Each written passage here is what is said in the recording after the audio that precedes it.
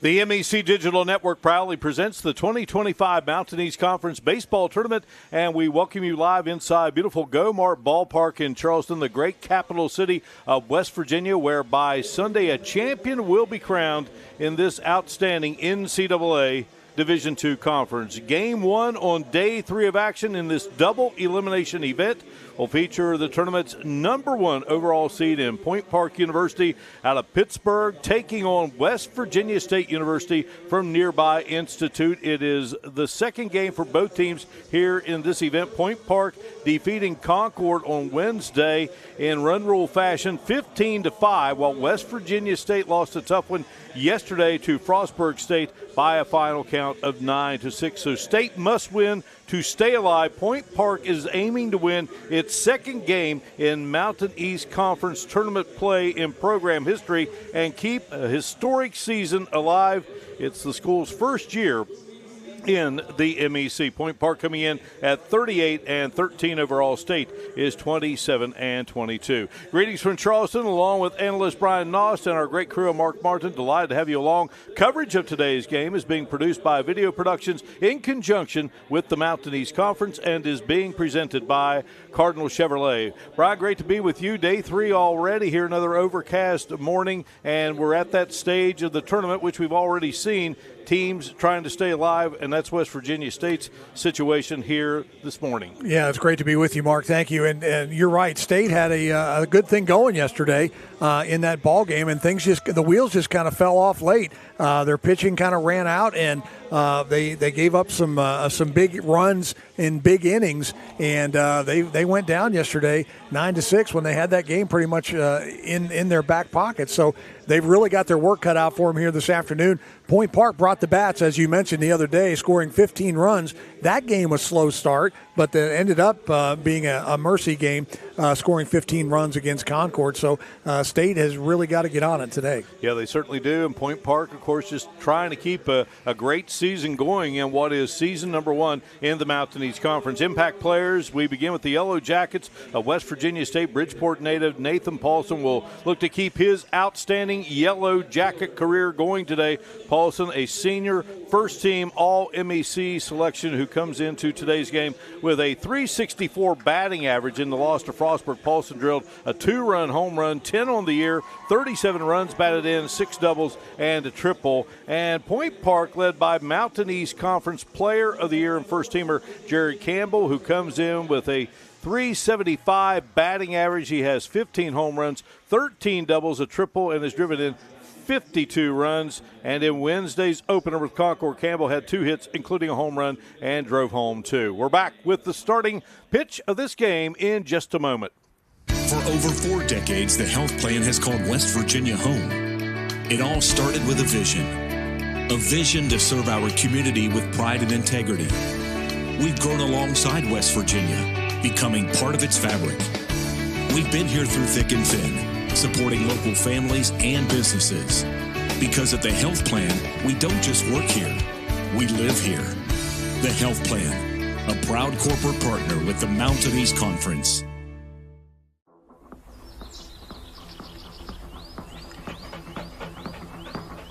No weekend plans? Try some of ours. From unrivaled outdoor adventure you won't find anywhere else in the world, to hometown plates and platters that pair well with the local craft beers. The happiest hours start here. Mountaineer Country. Come, go wild. Trying to find where you fit in the world can be challenging. But then there's a moment where it all comes together. And that moment happens at Point Park University. Career-focused programs converge with a vibrant downtown campus to prepare you for work and life. From experienced professors and internships to culture and job opportunities, you'll get the best of both worlds. Point Park University, where it all comes together. You have dreams.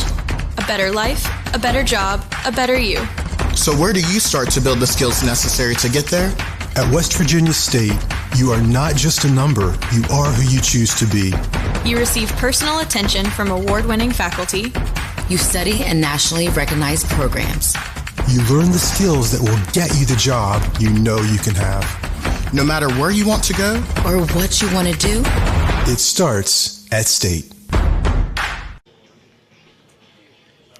The Point Park Pioneers out of Pittsburgh getting set to go to work first here. They will be the visitors. West Virginia State will be the home team in this contest. Overall record of 38-13, 22-6 is how they finished in the Mountain East. Home, they were 10-2, 19-6 away from the Steel City, 9-5 in neutral site games. Omar Murillo will lead it off, senior second baseman. Christian Tavares will be the shortstop. A senior will bat second. Jared Campbell, the Mountain East Conference Player of the Year, will be in center field and bat third. Isaac Santana will be at third base, the senior, and hits in the cleanup spot. Luis Gonzalez is the first baseman, batting sixth. Gonzalez is a junior. Freshman Trevor Jones will be in right field, batting sixth. Chris Williams, the sophomore, will play left field and bat seventh. Joseph Paluski will be behind home plate. The senior will bat eighth, and batting in the number 9 spot, sophomore Jordan Campbell, the designated hitter, and are going to work against J.T. Fabian, who started yesterday, Brian, for West Virginia State. And you get a look there at the state defensive alignment, but Fabian pitched pretty well. He did pitch well, and coming into this ball game, he's 4-5 on the year. 54 innings pitch. He's given up 42 hits, 38 runs. 28 of those, Mark, have been earned. He's walked 45 batters, and that's been a problem for him this year and was a problem yesterday. He has struck out 44 batters. He's given up a couple of doubles, 8 of them to be exact, and 5 home runs, and he's hit 20 guys. So here we go with pitch number 1. Yeah, hit a couple of guys yesterday, and this one rocketed at Waters, playing that shortstop position. Omar Murillo taking the first pitch, and he is on board at first base. Hard hit ball. Yeah, we're not wasting any time. Murillo gets that one through the hole in between short and third, and we've got a base runner here, first runner of the game. Going to give Murillo a base hit on that one as he shot it hard right at the All-Mountain East Conference shortstop in Kyle Waters. Well, and we just talked about getting hit by pitches, and Christian Tavares, the Point Park shortstop, earns one the hard way. Yeah, that's the 21st guy now that Fabian has plunked this year, and Tavares holding that right arm down by his side, Mark. He took it hard on the elbow there. And again, this is a guy playing that shortstop position.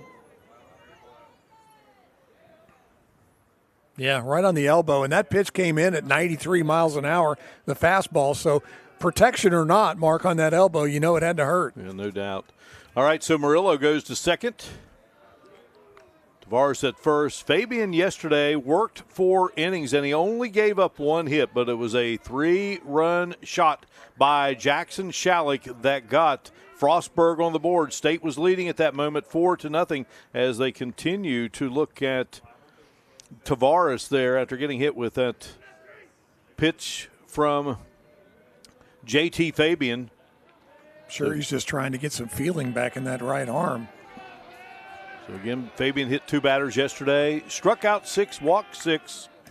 All of the runs he gave up were earned. So that brings up Mountain East Conference Player of the Year, Jared Campbell, and a big swing by Campbell on the first offering. 375 hitter, 60 hits on the year, 15 home runs, 52 runs batted in. He's got 13 doubles and a triple.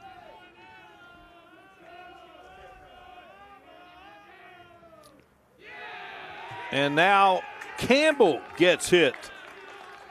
And the bases are loaded. Not the start that Fabian wanted, and certainly not head coach Sean Lloyd. Wow, I think Fabian just bearing down and throwing hard, and he's having some control issues right off the bat here, and he's got to get that under control earlier. This is going to get out of hand because we know how big of the bats that Point Park has. Yeah, powerful team. So in steps Isaac Santana, and a nice job there at home plate and safe at first. But just what JT Fabian and the Yellow Jackets needed. Yeah, for sure. A really great play there by Fabian, and Overatus getting the ball up to Pfizer rather at first base just a little bit late, so the bases remain loaded, but there is one out. So it's a fielder's choice for Santana, who had a home run in that opener and had a home run against State this season. State won both regular season encounters. Luis Gonzalez steps in. Gonzalez, the first baseman for Point Park, hammers one foul. Gonzalez on the season, 266 hitter, 46 hits, 13 doubles. He has 6 home runs, and he has driven in 32. Count even, 1 ball, 1 strike, 1 out, bases loaded. Mark Mail is the home plate umpire. Chris Richards at first, and Greg Losh is the third base umpire here for game 1 here on day 3 of the 2025 Mountain East Conference Baseball Tournament. Fabian delivers, and that is strike 2. Talking with Tom Bragg yesterday, and we were talking about how on the scoreboard there you can see how fast he's throwing.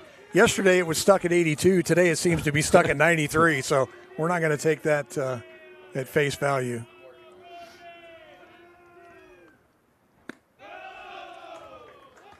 Count goes full at 3 balls and 2 strikes. A little overcast as we arrived at the ballpark here today. This ballpark celebrating its 20th anniversary here in 2025. 3-2 pitch, swing and a miss. Wow, that was big.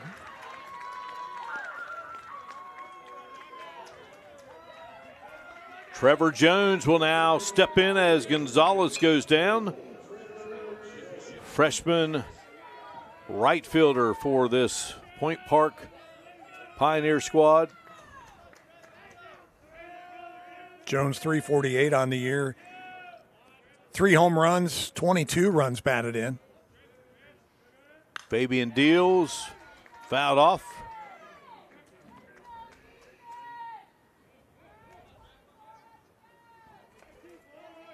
Later today, UC will meet up with Frostburg. UC gunning for a 4th consecutive Mountain East Conference title. Fairmont State stayed alive last night, beating Concord. They will get the loser of that second game. This one lifted foul, so no balls and 2 strikes.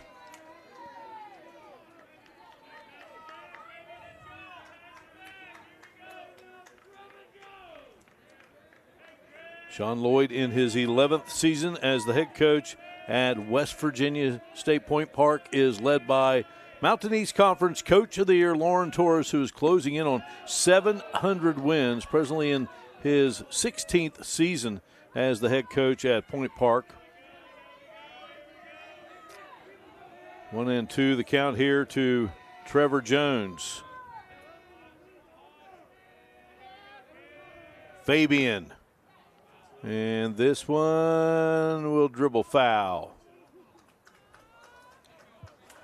Fabian didn't want to take any chances there, Mark. The ball scooting up the line, and soon as it got a little bit of brown between the white lines and the ball, Fabian scooped it up.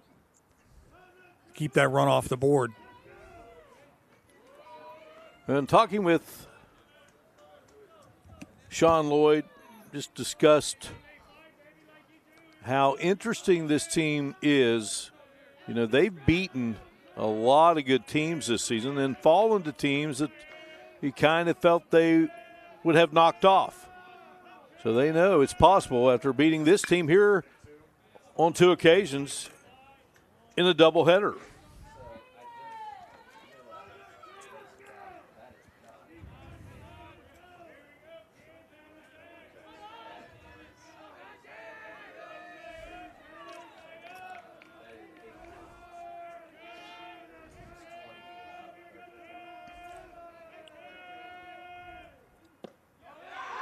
Called strike 3. Man, that's huge. Out of the jam.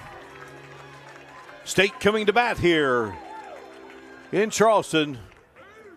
You're watching the 2025 Mountain East Conference Baseball Tournament on the MEC Digital Network. Coverage being presented by Cardinal Chevrolet. Trying to find where you fit in the world can be challenging. But then there's a moment where it all comes together. And that moment happens at Point Park University. Career-focused programs converge with a vibrant downtown campus to prepare you for work and life. From experienced professors and internships to culture and job opportunities, you'll get the best of both worlds. Point Park University, where it all comes together. No weekend plans? Try some of ours.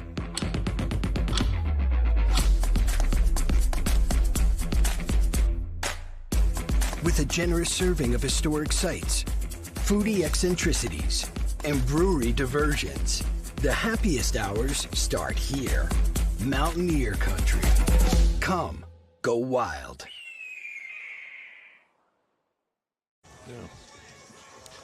Welcome you back here to Go-Mart Ballpark. As the sun peeks out here, and there is the lineup for West Virginia State. Kyle Waters, Michael Bittinger, Nathan Paulson, Brody Gunther, Connor Pfizer, Tyler Overitis, Ethan Barnitz, Ethan Spolrich, and Aiden Paulson. Kyle Waters will step in here for the Yellow Jackets. Outstanding player, all-conference performer, hitting .323 as we enter this game here today. 3 home runs, and he takes the first offering and lands it in center field for a base hit from Harold Boyce, the starting pitcher for Point Park. So just like that, Brian, got a man on board. Yeah, 1 pitch and a base hit and a base runner for West Virginia State. Let's see if they can take advantage of it. Michael Bittinger will now step in for the Yellow Jackets. Bittinger, the junior second baseman, hitting .337, 58 hits on the year. A home run, a triple, 8 doubles, has driven in 16. He'll keep tabs there at first on Kyle Waters. 3 for 3 in stolen bases this year, Mark. And there he goes. And here's one put into the hole. Cleanly hit to left field. Base hit number 2 right out of the gate for the Yellow Jackets. Nothing you can do on that one, is there? No, hit and run was on, and a good jump by Waters, and just a lazy little swing that got through the hole at short and third, and 2 on and nobody out. Harold Boyce on the mound, the sophomore out of Los Angeles, California, Canyon High School. Boyce on the season, a 3.34 ERA, 5-2 record, so making his 19th appearance of the season. 7th start. The ball gets away there from Paluski, but right back to the pitcher and catcher. We're going to have a little chat here. Shortstop Tavares will join in for a moment. If you're going to have a ball go off your shin guard, it's best if it goes right back to the pitcher so you don't have anybody advance. Boyce on the season with 46 strikeouts, 12 walks, giving up 48 hits, allowed just 1 home run, 12 doubles, and a triple. So Nathan Paulson out of Bridgeport, played for the great Bobby Shields there in Harrison County, and has had just a phenomenal season and a phenomenal career for the Yellow Jackets. And of course, they've suffered a loss, so each game now you look and say, I don't want this to be the last when you get to this stage of the season. Win or go home for sure. We were talking yesterday about what a great Bridgeport program they have up there. So many championships. So many players playing at the next level. And Nathan joined in that starting lineup. What a thrill it's been to join up with his younger brother, Aiden. Mans the center field spot for State. 3-0 pitch. And therefore called strike. 3-1 the count. Harold Boyce on the mound. Joseph Paluski behind home plate. Luis Gonzalez at first. Omar Murillo at second. Isaac Santana at third. Christian Tavares is the shortstop. Chris Williams, Jared Campbell, and Trevor Jones left, center, and right, respectively. So now it's a 3-2 count here to Paulson. 2 are on. Paulson drilled a home run yesterday. Now has great season. Continues. Only get one, and safe at first will be Paulson.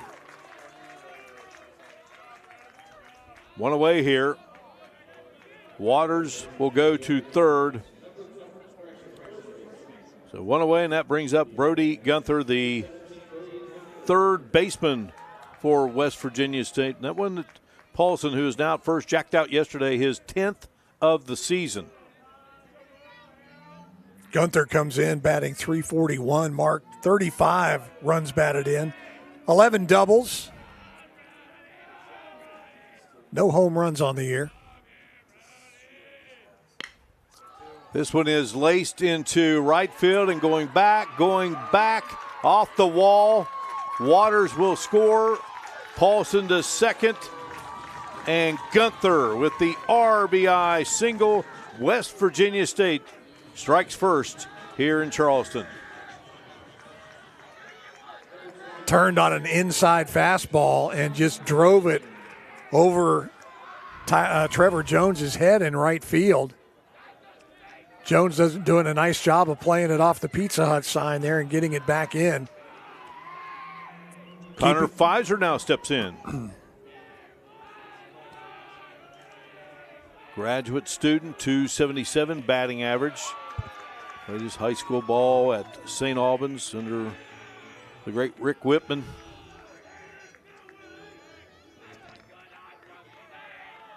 Three home runs on the season and has driven in 31. I'd like to add to that right here.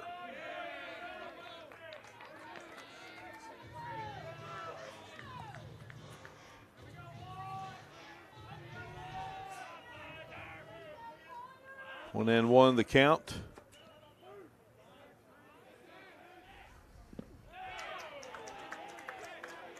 Nice job by Paluski there, smothering that one. Against Point Park back on March 30th.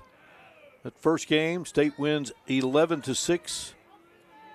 Had 15 hits in the game to 7 for Point Park. Pfizer had a hit in that first game, and he was 1 for 3 in the second game, which they won 8-5.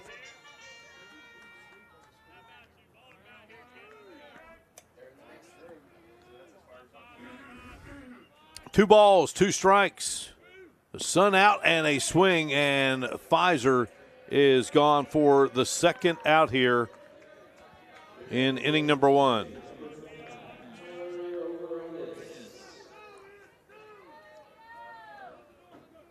First strikeout of the game for Harold Boyce, but he's already given up 3 hits and trails 1-0 here in the bottom of the first.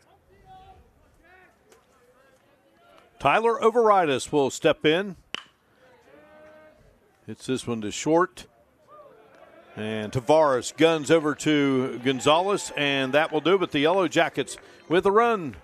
They take a 1-0 lead into the second. You're watching the 2025 Mountain East Conference Baseball Tournament here on the MEC Digital Network, being presented by Cardinal Chevrolet. It's about unlocking your potential and discovering your purpose. It's about community and how we can better serve others. It's about learning and doing. It's about the journey and the road getting there. It's about opportunities and the endless possibilities. It's about finding where you belong. and it is here at Concord University. It's about you, and it starts with you. Attention all car buyers, it's deal time at the all-new Cardinal Chevrolet. Come see the team at Cardinal Chevrolet and let us show you what a great deal really looks like. No games, no gimmicks, just great prices on all the Chevys you love. If you want to save $1 on your next car or truck, come see us at Cardinal Chevrolet. Silverados, Equinox, Blazers, all recently reduced and ready for immediate delivery. Our best deals, your best time to buy. The all-new Cardinal Chevrolet. Exit 34 of I-64 in Hurricane, West Virginia. Together, let's drive. Senior Aiden Hodges, St. Albans High product, ready to work here in inning number 2. Number 24 for the Yellow Jackets of State. Hodges, .450 ERA, 3-5 record. His 12th appearance of the season, 6th start of the campaign. 67 strikeouts, which leads the team, Brian. So left-hander got out of a jam in the top of the first inning against Point Park. You're not kidding, Mark. That was huge. He struck out the last 2 batters he faced, and the bases were loaded, and he got out of that, got a fielder's choice out of it. It was just huge that no run scored after that. All 3 guys had been hit by pitch. It was just a mess, but he buckled down and got after it. He came into the game having hit 13 batters, so he added 2 to the total. That's not the total you're wanting to make additions to, but nonetheless. And then his team gets a run in the bottom of the first, so that's where we are. A 1-0 game here, top of the second inning. Great to have all of you with us here on the MEC Digital Network as Chris Williams fouls off the first pitch and hammers another one foul. Williams, 243 on the year. 3 home runs, 23 runs batted in. 14 doubles.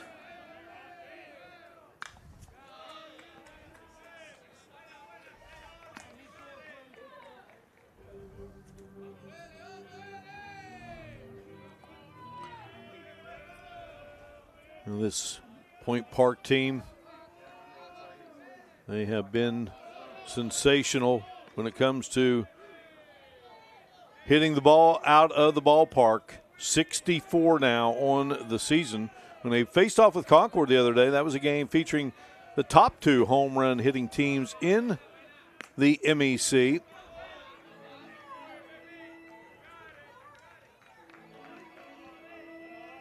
Two balls and 2 strikes here to sophomore left fielder Chris Williams. And Williams skying this one, drifting back out, and now calling off his second baseman is Paulson out there in right field. No real wind to speak of here today, Mark, so that ball just kind of lazily drifted out to right field, and Paulson doing a nice job coming in and calling off the second baseman, Bittinger, to make the out. So Nathan Paulson makes the grab out there, joined in the outfield by younger brother Aiden, who's the center fielder. Ethan Spolrich is the left fielder. 1 ball and 1 strike now to Joseph Paluski for this Point Park team. Young man coming in 284 average. Has 3 home runs on the season. Has driven in 23. Count 2 balls and 1 strikes to Paluski. 2-1 pitch.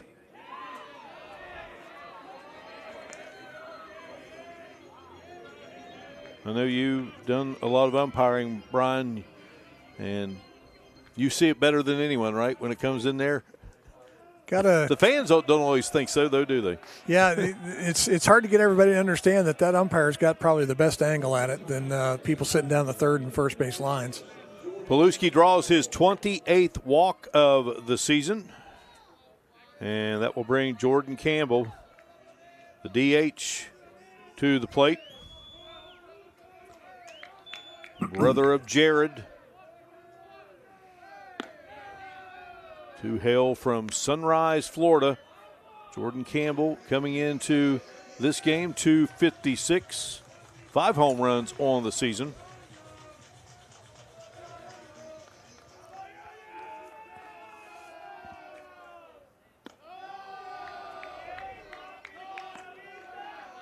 To another count.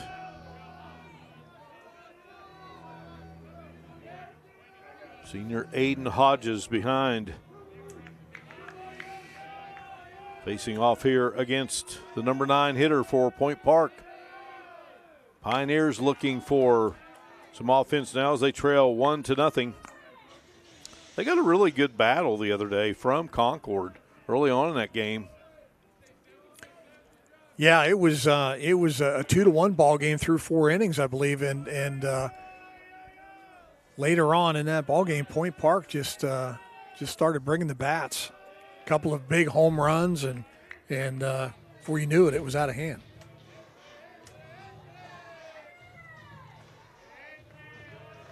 Now, third meeting of the season between Point Park and West Virginia State, and they've all been staged right here in the Kanawha Valley. That doubleheader was at historic Cal Bailey Field there on the West Virginia State Campus and Institute, which is just down the road. So that is going to be a second consecutive walk issued by Aiden Hodges. Hodges already up to 34 pitches in just this top of the second inning. He's now walked 27 on the season. So Omar Murillo, who led off the game with a single, and then he was put out at home on a force, and he drills this one skyward in center. Aiden Paulson will make the grab. So the Paulson brothers have recorded 2 outs here in the second for the Yellow Jackets of West Virginia State. And that brings up Christian Tavares, the senior shortstop. He got hit by a pitch in that first inning, and I mean, he got hit. He got drilled on that right elbow. And we talked about it. You see these kids, they wear the protection now and on their lead arm, and it didn't matter. Boy, he took it right on the elbow, and he gets it again. Unbelievable, Mark. Same place. Wow. Now that loads the bases for a second straight inning. Boy, you didn't anymore get that thought out of your mouth, did you? And then he gets plunked again. And that brings up Jared Campbell. Watch out for this guy. 15 home runs. He got hit by a pitch in the first inning. Not sure what the discussion is going on here.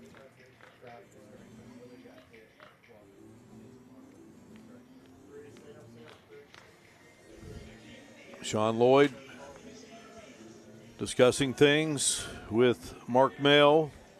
They're near home plate. Sean Lloyd, Sutton, West Virginia native, nearing 300 career wins. Right now at 288. One of my favorites. That guy has known him since his days with Cal Bailey as an assistant. Of course, played for Cal there at West Virginia State. So the first pitch to Jared Campbell brings the count to 1-0, and there's a called strike one. So we're even at 1 ball and 1 strike. Point Park trying to get on the board here in the second inning of play. Best overall record in the league this season, 22 conference victories. Called strike 2. 1 ball and 2 strikes. Oddly enough, too, Mark, regardless of what Point does in this tournament, they are not eligible for any further movement in postseason just because they've got to sit out because they just came in. Yeah, that is such a shame. This one is rocketed deep into right center, and there you go. Sweet 16 in the home run department. And that is a grand slam. Wow, that ball just kept carrying. Well, the Paulson brothers, all they could do, Brian, was turn and watch it leave. And just like that, it is a 4-1 game. Well, you may get a feeling why that guy was the Mountain East Conference Player of the Year with swings like that. Yeah. Very patient at the plate, just turned on it and drove it, and it just kept carrying. The wind blowing straight out. Yeah, and, Brian goes back to, those walks and hitting a batter, and he loaded those bases for Point Park in an easy way. And speaking of easy peasy, right up the middle for Isaac Santana for another Point Park base hit. We got that grand slam going. Takes you a while to color all the scoring in. I'm glad I have a new pen. I might need all this ink today. Santana, who hit into a fielder's choice, first time up now on board with a single, and that brings up Luis Gonzalez, who struck out. Here's one. He scooped up at third and bobbled. Gunther. Now Gunther and Waters kind of both there, and Gunther just tried to scoop it with that glove hand and just lost the handle. Yeah, it'll be interesting to see how they score this, because Gunther trying to really make the play, cuts off his shortstop, Kyle Waters, and he just can't get the handle on it. So it's kind of one of those balls that's coming at you that's not easy because it's not coming at you with a lot of velocity. So it's going to be an infield single for Gonzalez. So he's on board at first, Santana at second. Trevor Jones caught looking to end the first and get State out of that jam. Looks at dealing with an 0-1 count here.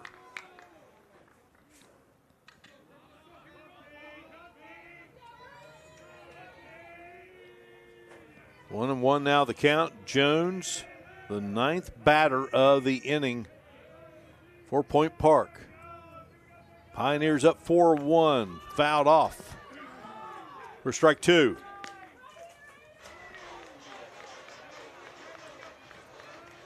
Already 43 pitches, Mark, for Aiden Hodges. We're only in the second inning.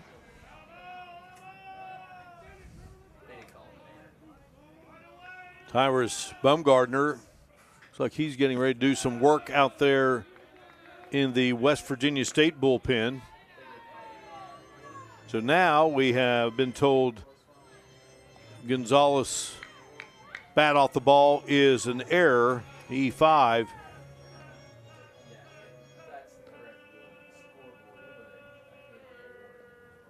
Swing and a miss, and once again Hodges gets a strikeout to end the inning, but this time around not as fortunate in keeping the Pioneers off the board. A grand slam by MEC Player of the Year Jared Campbell. It's a 4-1 game as we move on to the bottom of the second here from Charleston on the MEC Digital Network.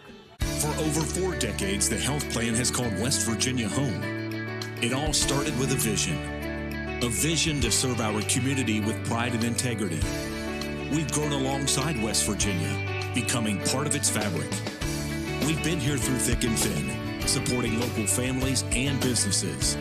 Because at the Health Plan, we don't just work here, we live here. The Health Plan, a proud corporate partner with the Mountain East Conference. What's possible when you have the freedom to explore things that inspire you? To be a part of a community that supports and challenges you. Where can you go to find the space and time to reach your goals? Who can you become when you're able to make connections in a place where you belong? Find out what's possible at Frostburg State University.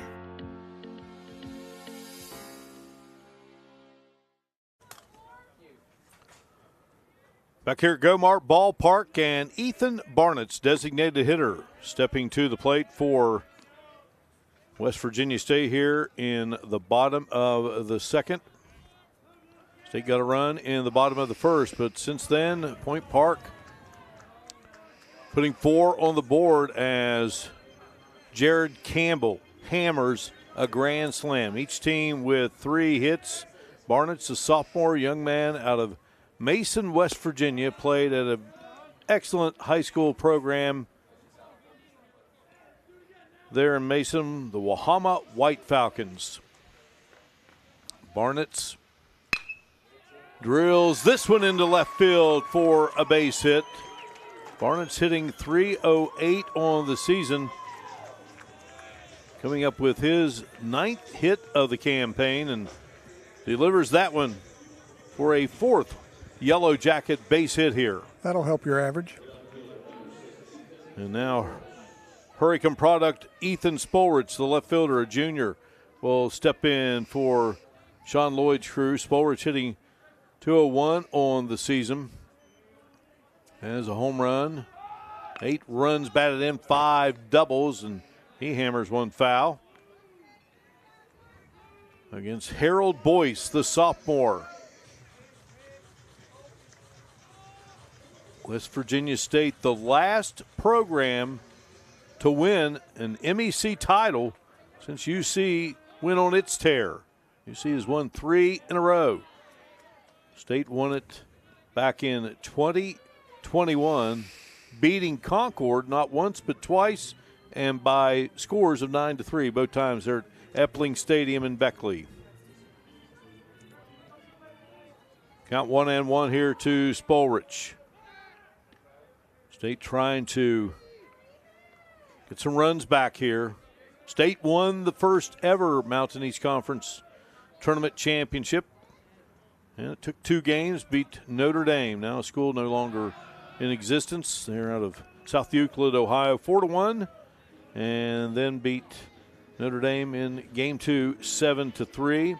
And in 2015, State won it again.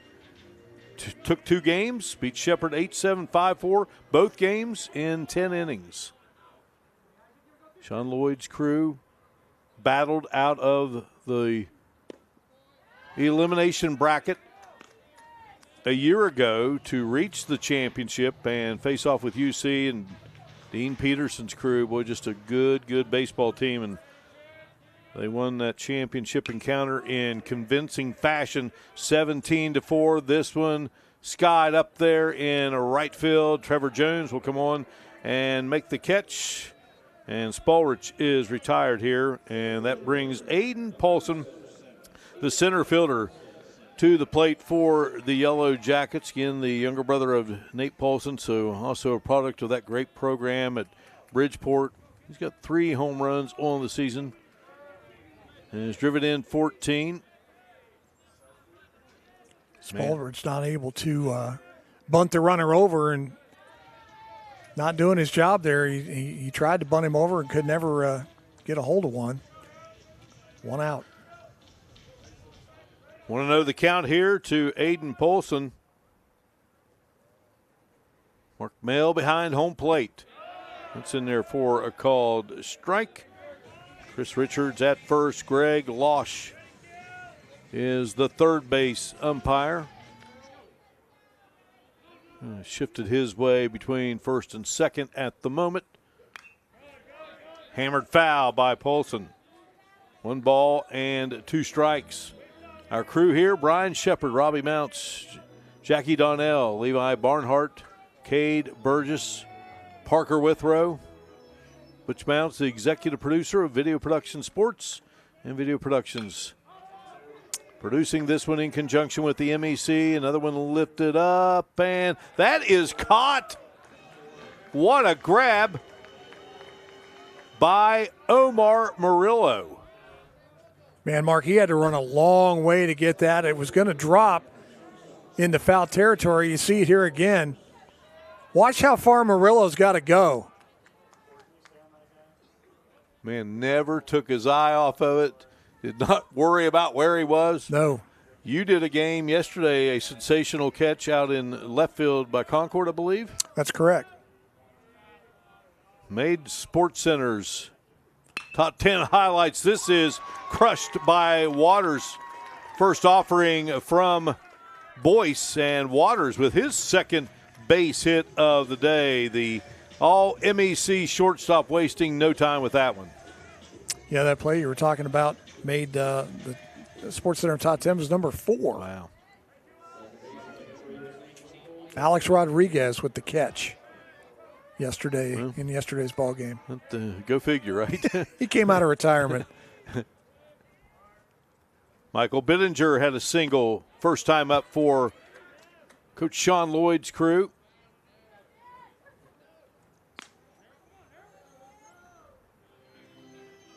I was talking to Sean about a lot of things related to the state program, and he made a great comment about Cal Bailey when he died back in 2020 that he was the same guy when he recruited him that he was when he got to state, same guy when he started coaching with him, and he said he's the same guy I talked to 10 days ago right before he passed away.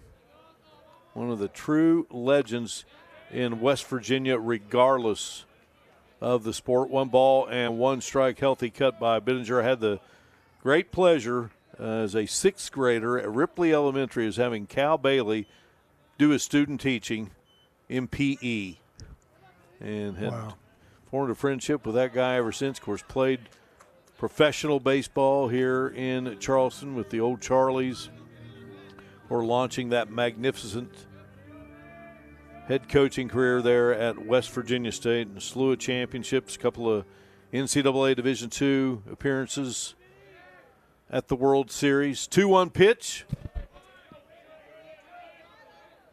2 balls and 2 strikes here to Michael Bittinger, the second baseman for West Virginia State.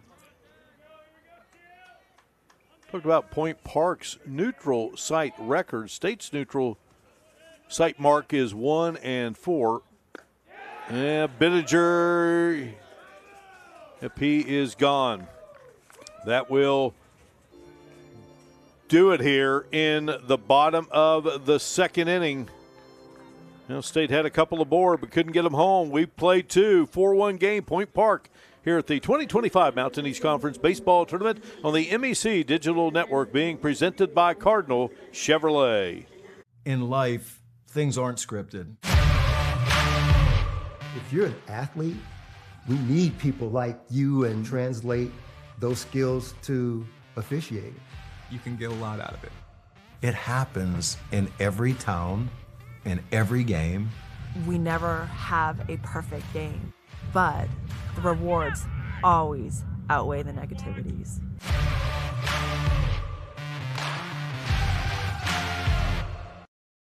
Being a champion takes more than talent, more than the perfect pass, more than using your head. Being a champion takes the spirit to always push harder, the ability to overcome any hurdle, and the fire to be the best. Welcome to Division II, where the pursuit is yours to create. And the question isn't, can you do it? It's, will you?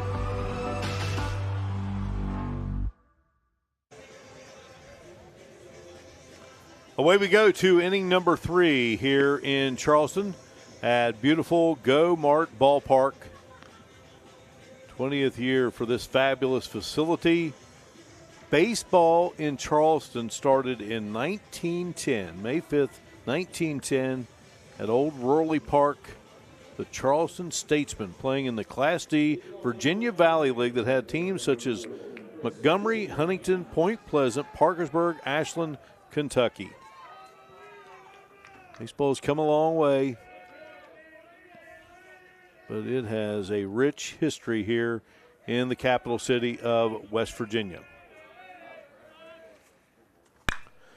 Well, to the plate is Chris Williams, and Williams, 1 swing, 1 out.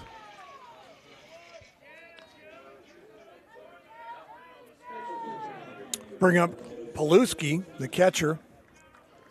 And he walked his first time up, scored off that crushing blow by Jared Campbell. Paluski 284 on the season, 3 home runs, 23 runs batted in.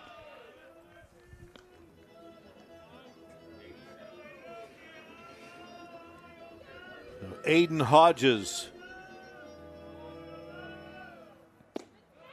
on the mound. Fires it in there for strike one. 1-1 the count with 1 out here. Point Park with 3 hits in the game. And the big blow by Jared Campbell with the bases loaded to make it a 4-1 count. West Virginia State with a run in the bottom of the first.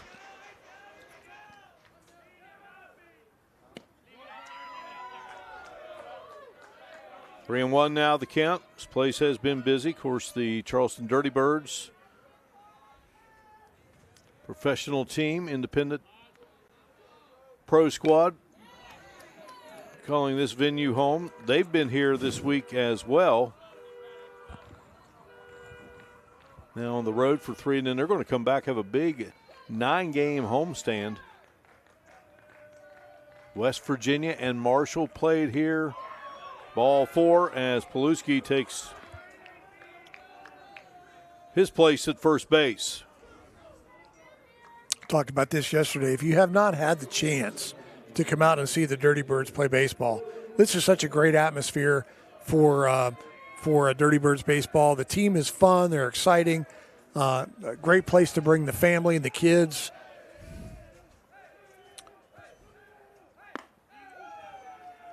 And don't forget about the toast band. Yeah, I can't forget Rod, for sure.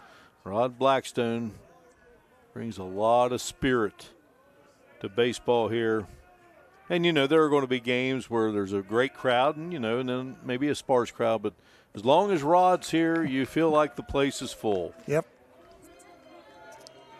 I had the pleasure of doing that West Virginia Marshall baseball game here, and my goodness, there was not a seat to be had. You couldn't fit anybody in here with a shoehorn, could you? You could not. 2-0 pitch, and that's in there for a called strike. Great game, too. Marshall wins it in the bottom of the 9th inning. You were okay with that, weren't you? Well, I keep it down the middle. I keep it down the middle. I was okay with it from a standpoint. It was a great game. It was a great game. Yeah. That's right. That's a good politically correct answer. And I had done a game in Huntington when the Mountaineers were there, and they won in the 9th with a run in the top of the 9th in which they stole home and got that go-ahead and eventual game-winning run. So Jordan Campbell, who walked back in the second, has walked once again. So 2 straight walks now. Just as he did in the home or the top half of the second, Brian. He walked Paluski and then Campbell. Yeah. That's 4 walks on the day against only 3 strikeouts. And Tyler Overratis wants to go out and talk to Hodges here a little bit, maybe calm him down. Because, again, the last thing you want to do, Mark, is give Point Park base runners, because you can see what can happen when you get base runners on, as we saw last inning with that grand slam home run by Jared Campbell. Omar Murillo will step to the plate. I was doing Mountain East Conference track and field here on the MEC Digital Network a couple of weeks ago, and literally stayed right across the road from the beautiful ballpark there in Morgantown. Yeah. That the Mountaineers call home. Kendrick Family Ballpark, Wagner Field. So there's 1 out. 2 are on for Murillo, who has singled and hit one to center. That was an out, and double play opportunity. Wow. And the Yellow Jackets get it done. 6-4-3, and the inning comes to an end for Point Park. We head to the bottom of the third, a 4-1 game. Pioneers on top of the Yellow Jackets. You're watching the 2025 Mountain East Conference Baseball Tournament here on the MEC Digital Network, presented by Cardinal Chevrolet.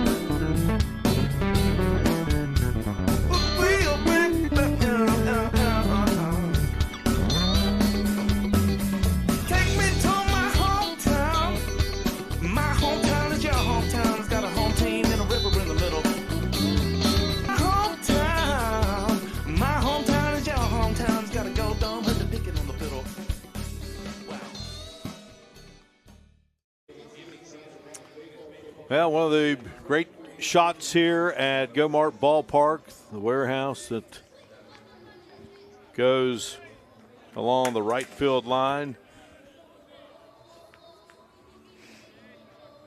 A nice double play by the Yellow Jackets. 5-4-3. Brody Gunther to Michael Bittinger, on to Connor Fizer. And now that brings State to the plate here in the last of the third. And Nathan Paulson is at the plate for a second time, Brian. 364 on the year, 10 home runs, 37 runs batted in, and this one's lifted high in the infield, and wow, looks like the third baseman got it.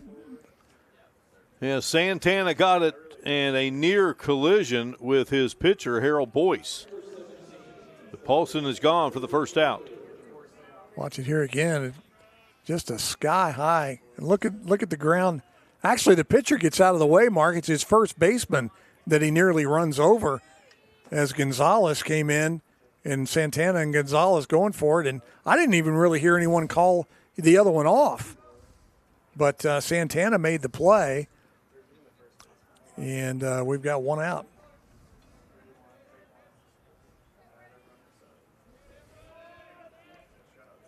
Brody Gunther will step in, singled, and drove home Kyle Waters in the bottom of the first for the game's first run.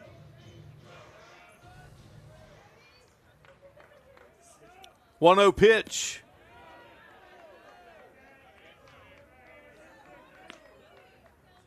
Two balls and no strikes.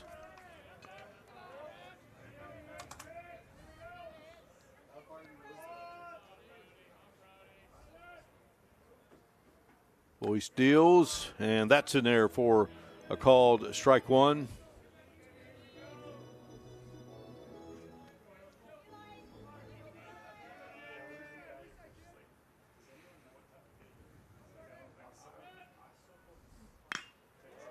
This one hit right at first base, and Gonzalez will take it. And there are two gone. We were talking about history of baseball in Charleston. I just think about this ballpark and some of the neat stories we've had a chance to do, and one in particular that stands out. It was from an opposing team, and it was Russell Wilson, who was playing Summer League baseball while still a college football player, and he was coming off a season in which he was at North Carolina State, but he would transfer to Wisconsin, and he had played his final game at North Carolina State, beating WVU in a bowl game. The throw, and it got him. What a stretch, and what a throw. Santana to Gonzalez, and it's a 1-2-3 inning for State offensively in the bottom of the third. 4-1 game. We head to the fourth here at the 2025 Mountain East Conference Baseball Tournament on the MEC Digital Network. Great defense to end the third. Our coverage being presented by Cardinal Chevrolet. For over 4 decades, the health plan has called West Virginia home. It all started with a vision to serve our community with pride and integrity. We've grown alongside West Virginia, becoming part of its fabric. We've been here through thick and thin, supporting local families and businesses. Because at the health plan, we don't just work here, we live here. The Health Plan, a proud corporate partner with the Mountain East Conference.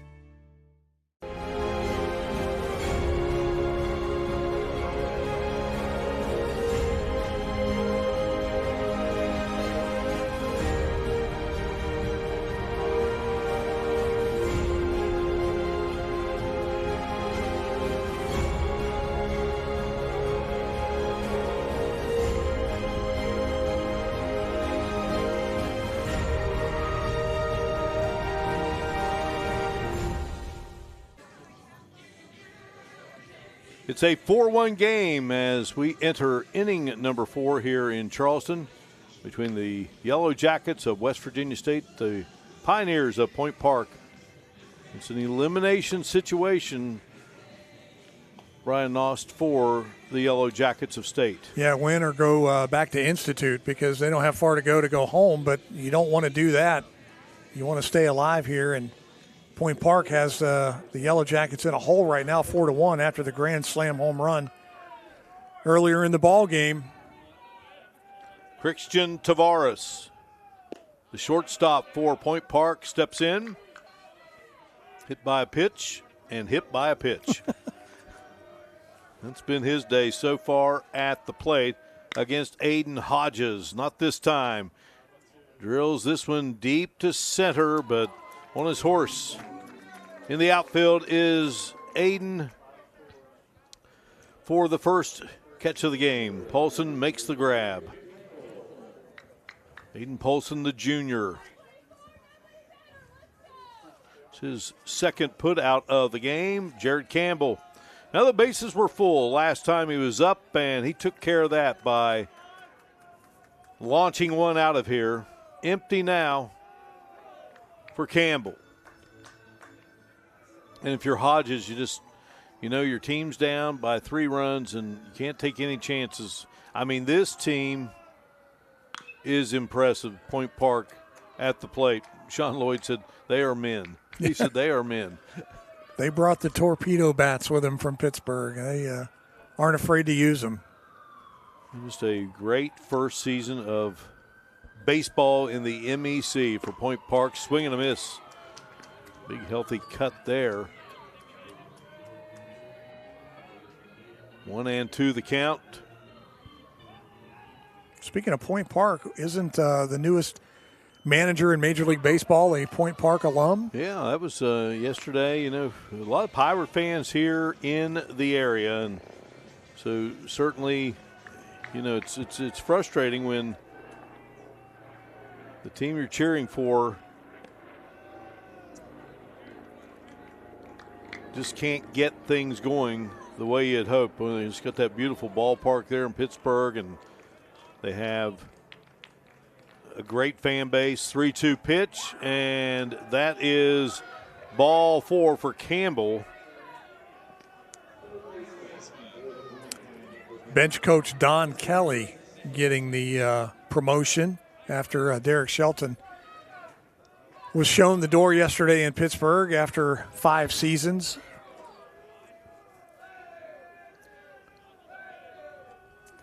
Not sure that's what the Pirates ultimately need to succeed, but nonetheless, General Manager Ben Cherington making the move yesterday as Santana flies out to center. Second put out of the game by Aiden Paulson in this inning, and again, he now has 3 in the contest. Yeah, I'm never sure about those kind of moves, if that's really what needs to happen. You just don't know at that level, but right. Nonetheless, I looked at those Central Division standings, and, you know, they're all right there with the exception of the Pirates. Yeah, 10.5 games out going into the weekend, and they've lost 7 straight, 9 out of their last 10. They've lost 2 straight series. I mean, they're just abysmal. And then you get a guy like Garrett Jones, who's hurt now, who's expected to be the number 2 starter in that rotation behind Paul Skeens, and he's hurt and out for who knows how long. And Skeens not getting any run support, so it's just a recipe for disaster. Luis Gonzalez struck out, reached on an error. You sound like a Pirate fan. Mark, since 1971, baby. I tell you what, back. Well, this city here produced a lot of the Pirates from back in the day with the Charleston Charlies, the AAA affiliate over at Old Wapow Park. This one is launched into left, and a great sliding catch by Ethan Spolrich to end things for Point Park in the top of the 4th inning. They leave a man, they lead it 4-1 as we head to the bottom of the 4th inning. You're watching the 2025 Mountain East Conference Baseball Tournament on the MEC Digital Network, presented by Cardinal Chevrolet.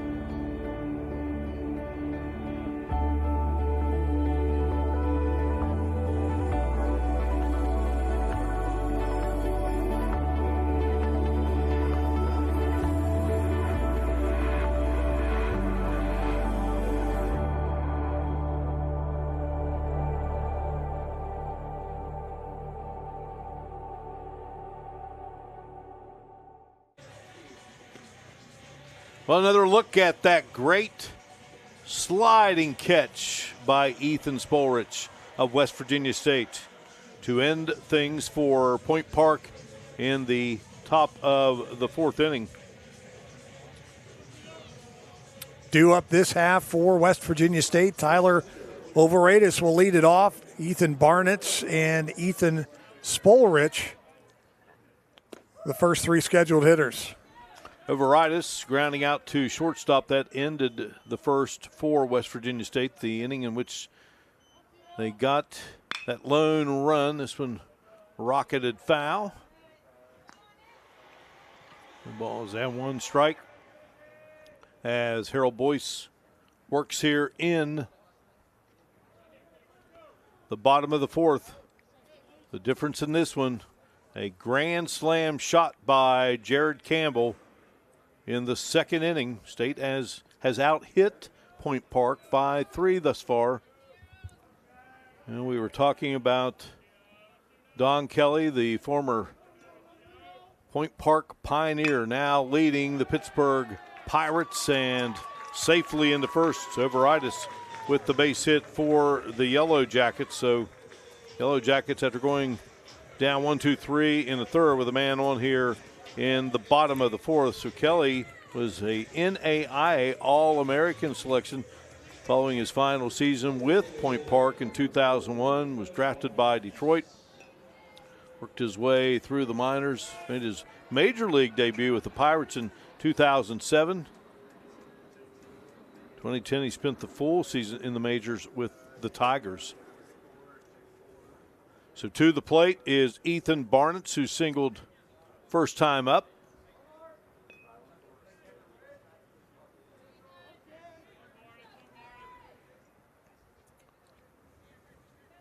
So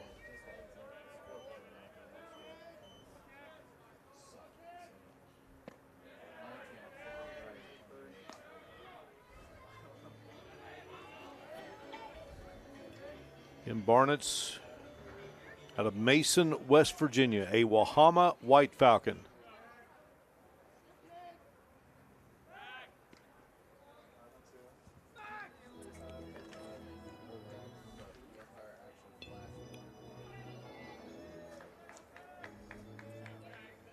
.308 average, couple of home runs, 11 runs batted in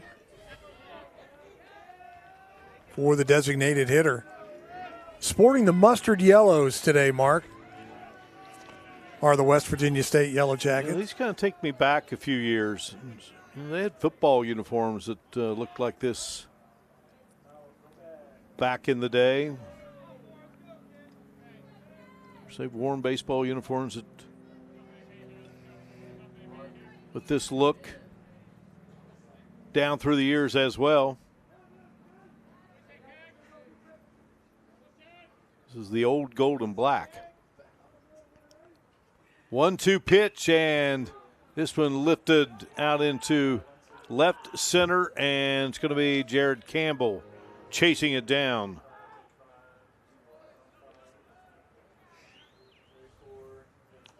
Ethan Spolrich, who made that terrific catch out in left, now steps in. He flew out to right field his first time up.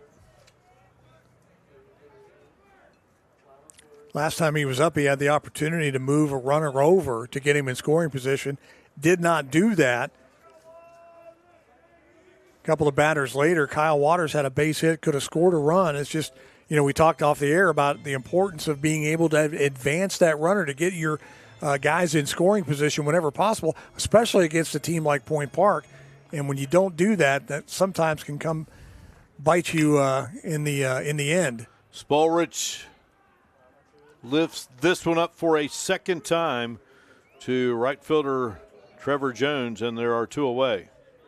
Well, we were discussing the new Pirate manager, and of course an alum of Point Park. Point Park opened in 1960. It was Point Park Junior College, then it became Point Park College in 1966, stayed that way until 2004, and then became Point Park University. Dennis Miller is a graduate of Point Park. Fred McLeod, late Fred McLeod, a great broadcaster for the Cleveland Cavaliers on the television side for many years. In steps Aiden Paulson. Lifted one up to second baseman Omar Murillo back there in the second. It's a sensational play by Murillo.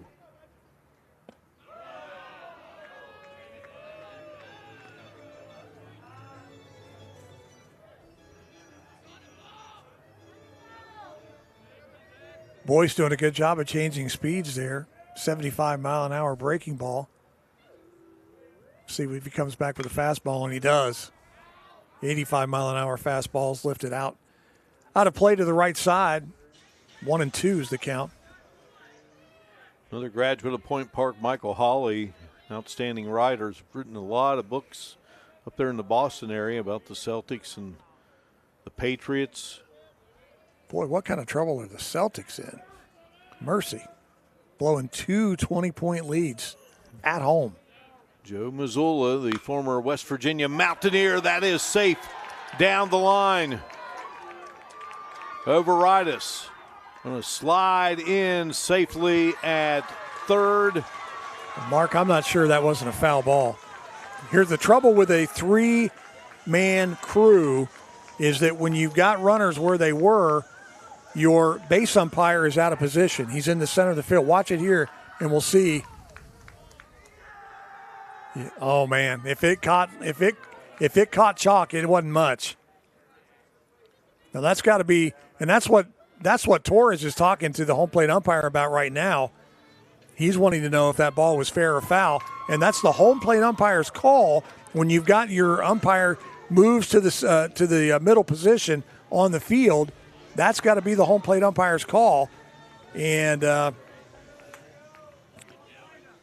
Mark Mayo called it a fair ball. And West Virginia State in business here. Runners at second and third, 2 outs. Kyle Waters has hit safely both times up. So MEC Coach of the Year Lauren Torres going to come out and chat with sophomore Harold Boyce. Torres is closing in on 700 wins. Presently at 677. There's another look here, Brian. Another look at it, and yeah, it did. It just caught the chalk. Great job by our camera guys. Wow. No doubt. Outstanding work. Well, Greg Keaton said it was foul, the third base coach for State. No surprise there. He said it was fair. Oh, yeah. He felt that was a fair ball. All the way, man. That's the one good thing about, umpires. We always had help whenever we needed it, whether it be a coach, a fan, somebody from the concession stand. We always had help. Greg Keaton, yeah, he was right there on it. He's a fair ball. Torres tried to settle his pitcher down here, and we're back at it. Harold Boyce will step in. Waters.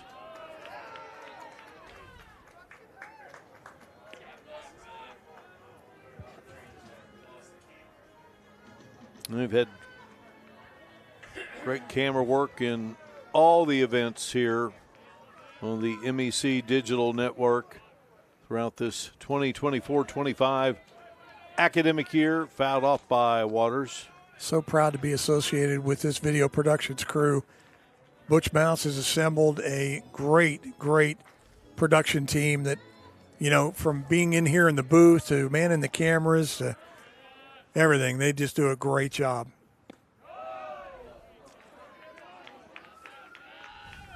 Proud to be a part of it.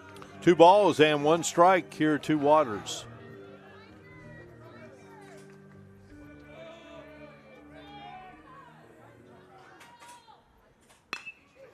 This one hit to the shortstop, on to his first baseman. So Tavares to Gonzalez, and that will end the threat for the Yellow Jackets of State. We have played it's a 4-1 game. Point Park in the lead here on the MEC Digital Network. Our coverage being presented by Cardinal Chevrolet. Attention all car buyers, it's deal time at the all-new Cardinal Chevrolet. Come see the team at Cardinal Chevrolet and let us show you what a great deal really looks like. No games, no gimmicks, just great prices on all the Chevys you love. If you want to save a buck on your next car or truck, come see us at Cardinal Chevrolet. Silverados, Equinox, Blazers, all recently reduced and ready for immediate delivery. Our best deals, your best time to buy. The all-new Cardinal Chevrolet. Exit 34 of I-64 in Hurricane, West Virginia. Together, let's drive.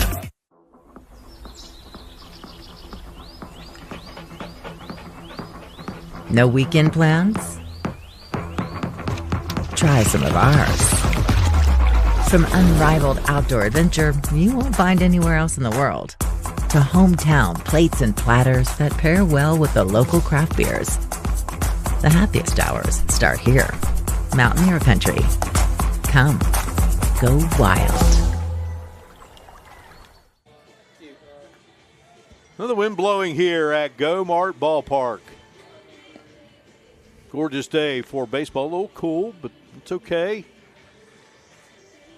As we move forward to crown a champion in 2025 for Mountain East Conference Baseball, along with Brian Nost and our wonderful crew and Mark Martin. And we are heading to inning number 5 here with Point Park in front of West Virginia State by a score of 4-1. State trying to avoid elimination. Point Park won its first game 15-5 in the tournament over Concord. State lost yesterday to Frostburg by a count of 9-6, so putting them in an elimination situation. Concord has since been sidelined from tournament play. Beaten last night by Fairmont State 12-2.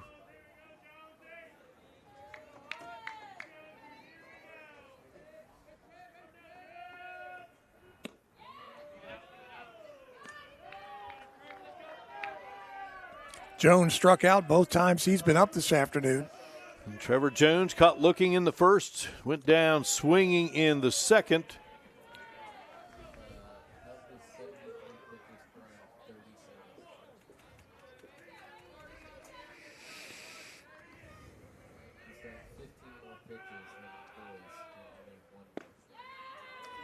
Called strike, 2 balls and 1 strike. 73rd pitch there from Aiden Hodges. And this one's drilled up high and gone. Trevor Jones connects with the solo home run to start things here in the 5th and give Point Park its 5th run. I'm pretty sure he wasn't interested in striking out for a 3rd straight time, and he just kind of golfed that one over the left center field wall to give Point Park a 5-1 lead now here in the top of the 5th. Look at it again, Mark. He got it. And that will bring up Chris Williams. Williams flew out to right and grounded out to shortstop. Came into today's game hitting .243.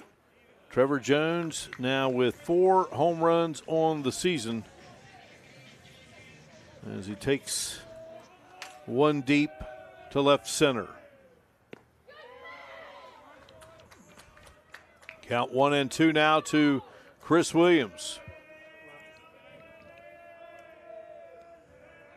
West Virginia State won both meetings in the regular season against Point Park. Right now trailing 5-1. It was the 4th base hit of the game for Point Park. State's hit the ball, has 7 hits, but have not been able to muster any runs since they got that single run in the bottom of the 1st. If you're State, mentally, you still think you're in a good spot because you know you can beat this ball club, despite the fact that they are a very powerful hitting ball club. I mean, the team average is over 300, obviously, and they can score, but you know you can beat them. There's one drilled into right, and Nathan Paulson will make the catch out there in right field for the first out. Nathan Paulson has played this season with a torn labrum, a serious hip injury, and a broken hand.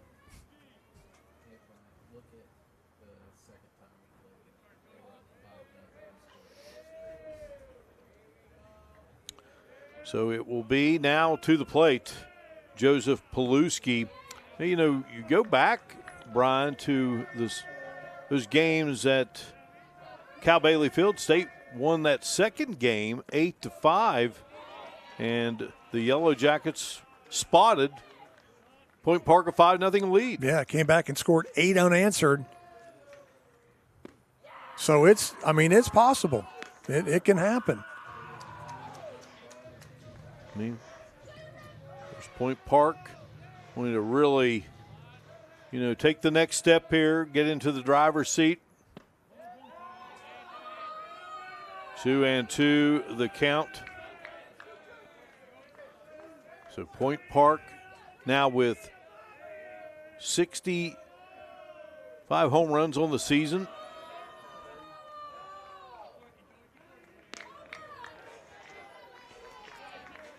Three and two the count. This single elimination game for West Virginia State, you don't know. You got to figure that Hodges is not on a pitch count, although he just threw his 84th pitch. And that is a single into center field by Paluski. 66 home runs. Let me correct that for Point Park. And a man on here with one out. Jordan Campbell will come up. He has walked twice in the game. Walked twice and scored in the second inning. Campbell 256 on the year, 5 home runs, 24 runs batted in. Takes the first fastball for a strike, 88 miles an hour.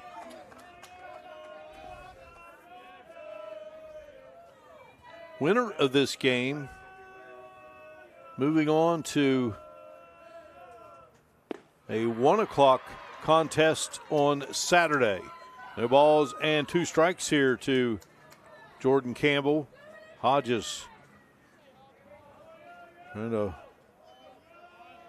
work his way out of this inning. Man on, 1 away. There is a run in, a solo shot by Trevor Jones to start the inning, and there is a strikeout for Aiden Hodges. His 4th of the game. And if you're looking for something to do this weekend, I'm not kidding. The weather, you think it's nice right now. It's supposed to be even better tomorrow and Sunday. And you can come on down here to Gomart Ballpark in Charleston and see some great NCAA Division II baseball action here at the MEC Baseball Championships. Murillo at the plate right now. We're talking between innings that Murillo reminded me of the name Marino, Omar Marino, who played here at over at the old Watt Powell in the Pirates organization years ago. Murillo. Many years ago. Yeah, when I was a kid. Murillo singled in the first, flew out to center in the second, and then hit into a 5-4-3 double play.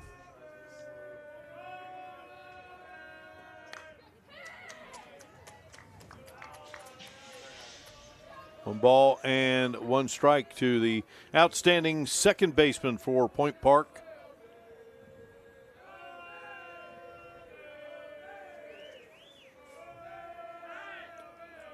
Murillo from Barinas, Venezuela. A lot of Florida products and a few folks from Venezuela, Puerto Rico on this Point Park Ball Club. Torres has done a great recruiting job.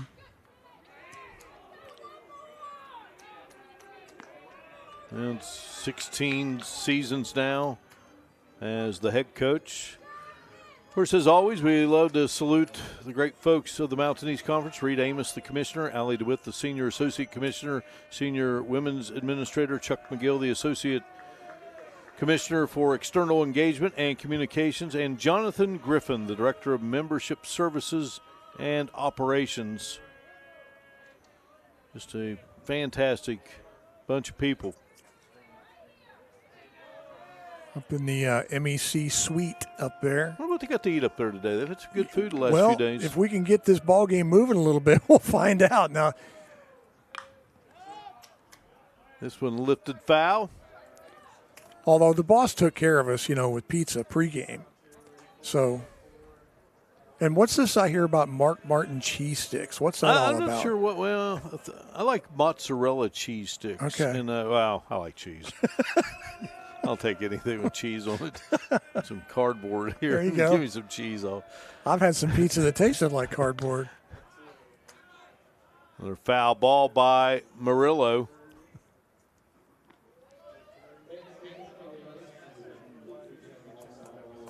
And we're talking about Point Park and the program and NCAA Division II now.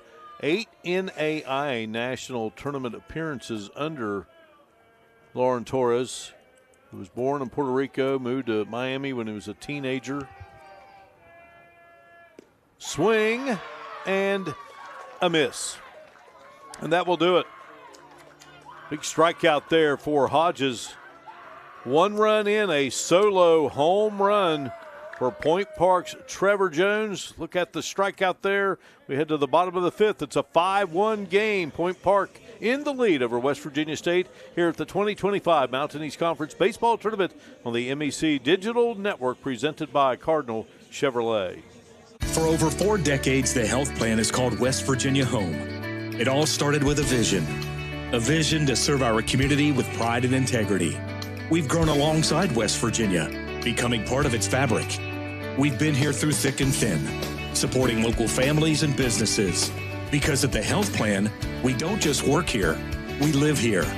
Proudly serving West Virginia since 1979. Your trusted partner in the community, the health plan. Here for you. What's possible when you have the freedom to explore things that inspire you? To be a part of a community that supports and challenges you. Where can you go to find the space and time to reach your goals?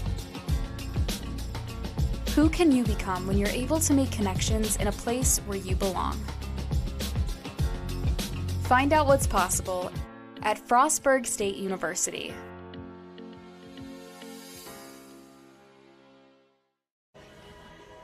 Beautiful shot of the Capitol Dome here in the capital city of West Virginia, Charleston. We are at Go-Mart Ballpark for the 2025 Mountain East Conference Baseball Tournament, presented by Cardinal Chevrolet here on the MEC Digital Network. Michael Bittinger, Nathan Paulson, Brody Gunther to start it out here in the bottom of the 5th for West Virginia State. Now trailing by 4 runs, and tough play here, backhanded by the shortstop Tavares. Big stretch by Gonzalez, but able to beat it out is Bittinger, and State has its first batter aboard. Nice play. Oh, mercy. Locked it again here. Good shot down to the shortstop, Tavares. Jump throw, and whenever you do the jump throw, it takes a little bit off, and that's all it took for Bittinger to get up the line and beat it out. Of course, when you can step into the throw, you can put a lot more mustard on it. But that jump throw will take just a couple of RPMs off of it, and that allowed Bittinger to beat it out, and he leads it off with an infield single.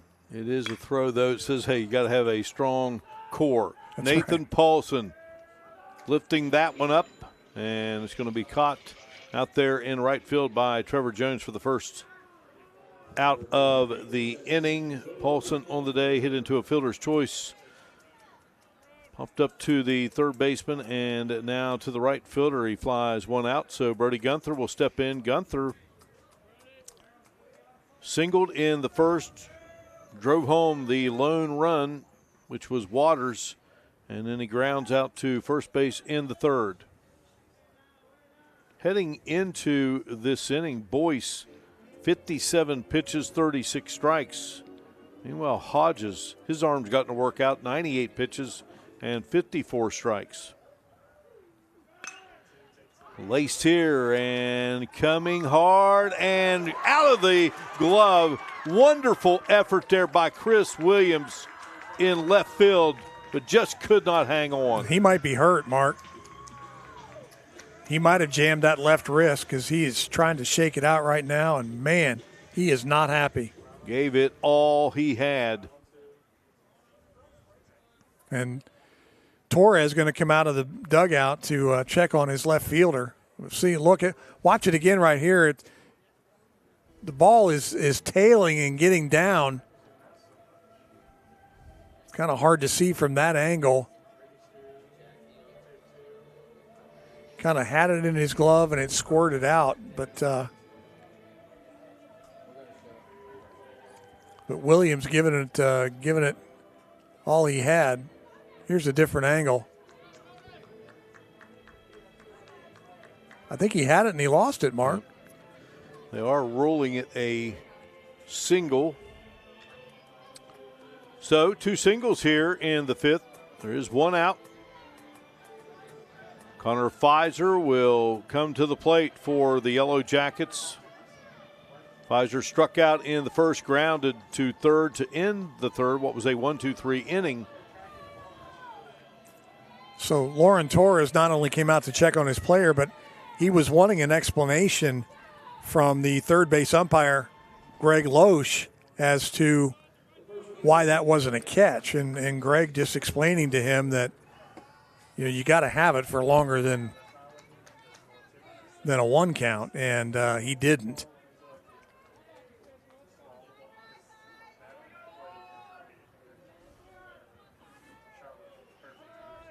Nevertheless, a great effort from Williams. Fizer looks at strike 1. That's the 5th. State trailing by 4.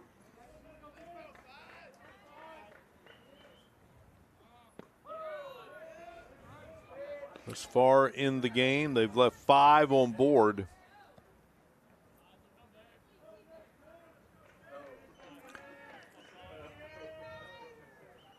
Fizer with 3 home runs on the year.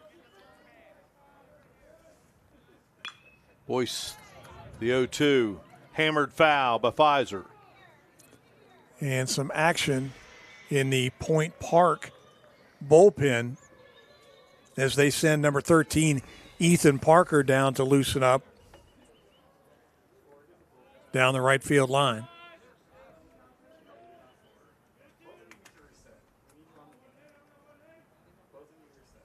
The 0-2.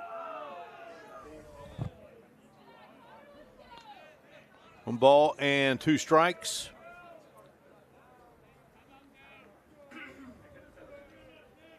Yellow Jackets have out-hit Point Park 9-5, but only 1 run to show for it.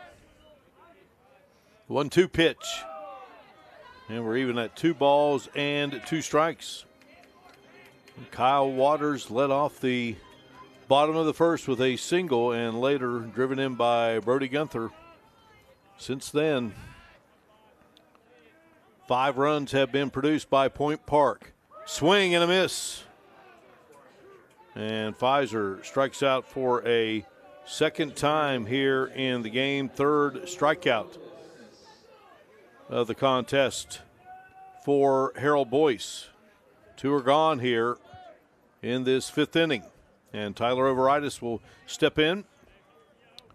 Rounded to short in the first, singled in the 4th, stranded at 3rd. Drills this one foul.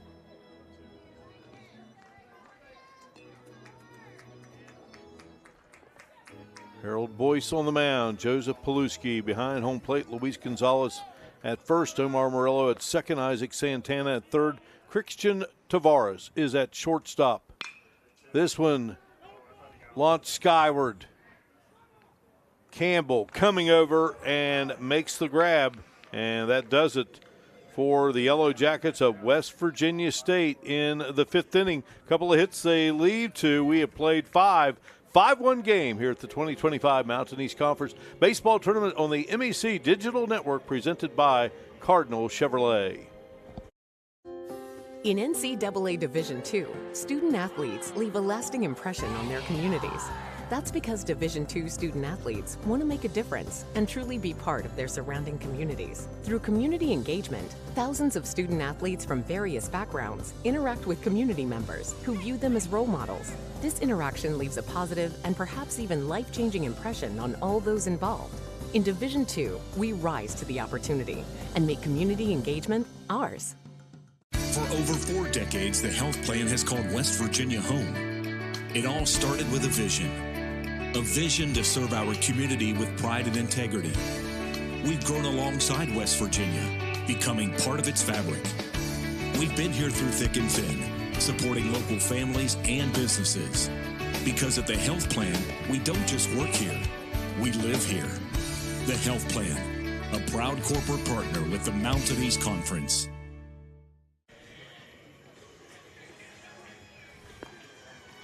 Getting set for inning number 6. 5-1 game. West Virginia State, 9 hits in the contest. Got 2 in the bottom of the 5th, Brian, but unable to get those guys home. And West Virginia State still sending Aiden Hodges out, to work this top of the 6th. Hodges nearing 100 pitches. He's at 98 right now. He's faced 28 batters. He's allowed 2 home runs. Struck out 5 walks. And all 5 of the runs that he's allowed have been earned. But you got to think he's getting a little gassed. And we'll see how long that Sean Lloyd stays with him in this ball game. All right, so Point Park here in the 6th inning with Christian Tavares, Jared Campbell, Isaac Santana, hitters 2, 3, and 4. Tavares hit by a pitch in the 1st inning, hit by a pitch in the 2nd inning, scored in the 2nd, and flies out to center in the 4th inning.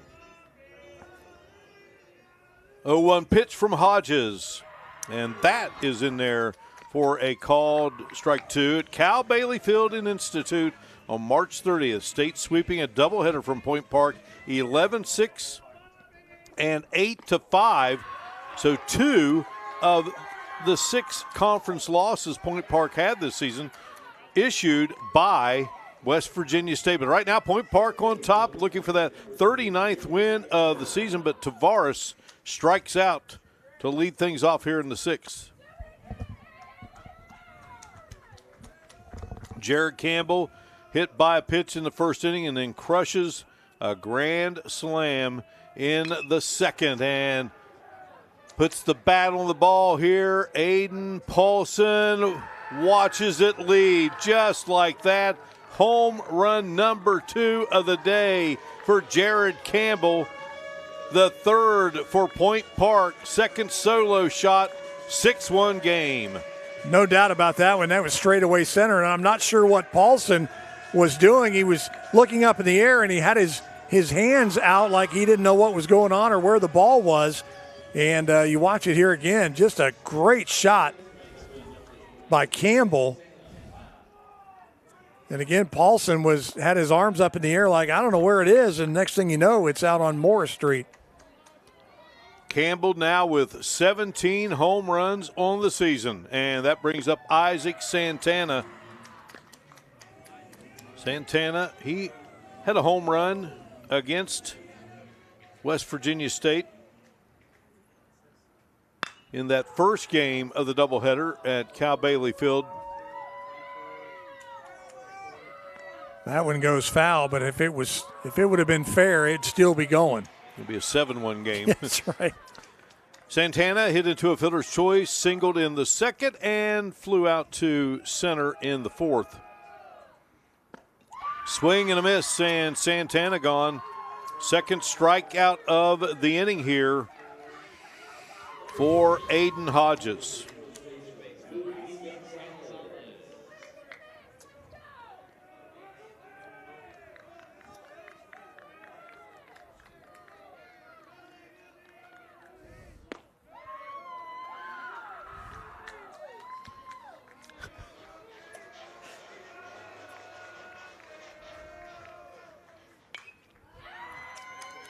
Luis Gonzalez struck out, reached on an error, and flew out to left. That's been his day thus far.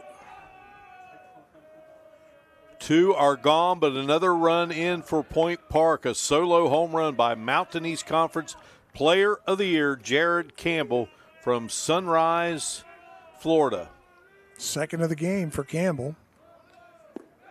Young man from Sunrise, Florida, playing with his brother Jordan, and that one was lifted high and into the sunshine here at Go-Mart Ballpark. 2-2 the count here to Gonzalez. Hodges with the pitch, and that is strike 3. Well, he struck out 3, but he gives up a solo shot to Campbell. It's a 6-1 game here in Charleston. You're watching live coverage of the 2025 Mountain East Conference Baseball Tournament on the MEC Digital Network, being presented by Cardinal Chevrolet.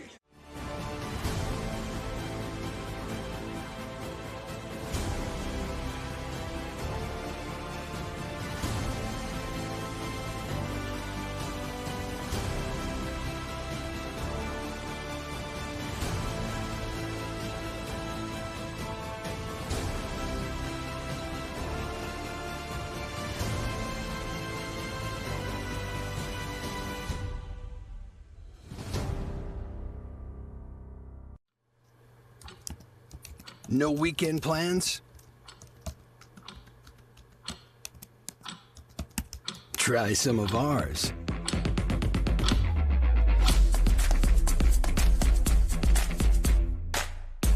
With a generous serving of historic sites, foodie eccentricities, and brewery diversions, the happiest hours start here. Mountaineer Country. Come, go wild. Gorgeous day here at Go-Mart Ballpark as we head to the bottom of the 6th. West Virginia State, Brian, running out of opportunities, and watching Point Park tack on another run. Little run here, little run there, and they all add up, and we're running out of innings here for West Virginia State. But as we said, they spotted them 5 earlier this season, came back and scored 8 unanswered and beat them 8-5. And the only 2 conference losses have been to the Yellow Jackets for Point Park. So West Virginia State has the pedigree to get this done. They just need to make some things happen quickly here.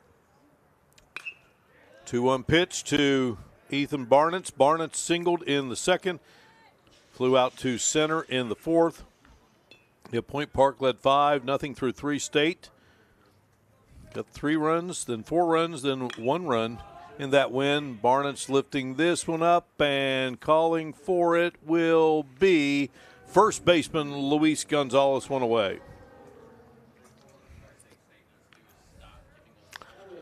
Ethan Spolrich will step in. He has drilled 2 into right field, caught by Trevor Jones back in the 2nd and in the 4th. Action in the Point Park bullpen. Again, Ethan Parker is up and throwing.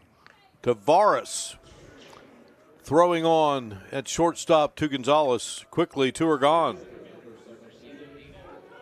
Aiden Paulson will now step in. He lifted one up to second baseman Omar Murillo, who made the great catch and then had a double in the 4th. That was that shot down the third base line that we were trying to determine whether or not it was fair or foul, and a great job by our camera crew to prove it was indeed a fair ball on the chalk. But they could not capitalize and score.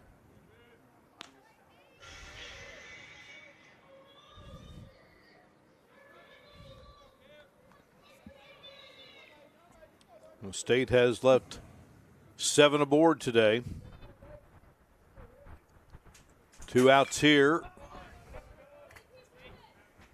Count at 0-2 to junior Aiden Paulson.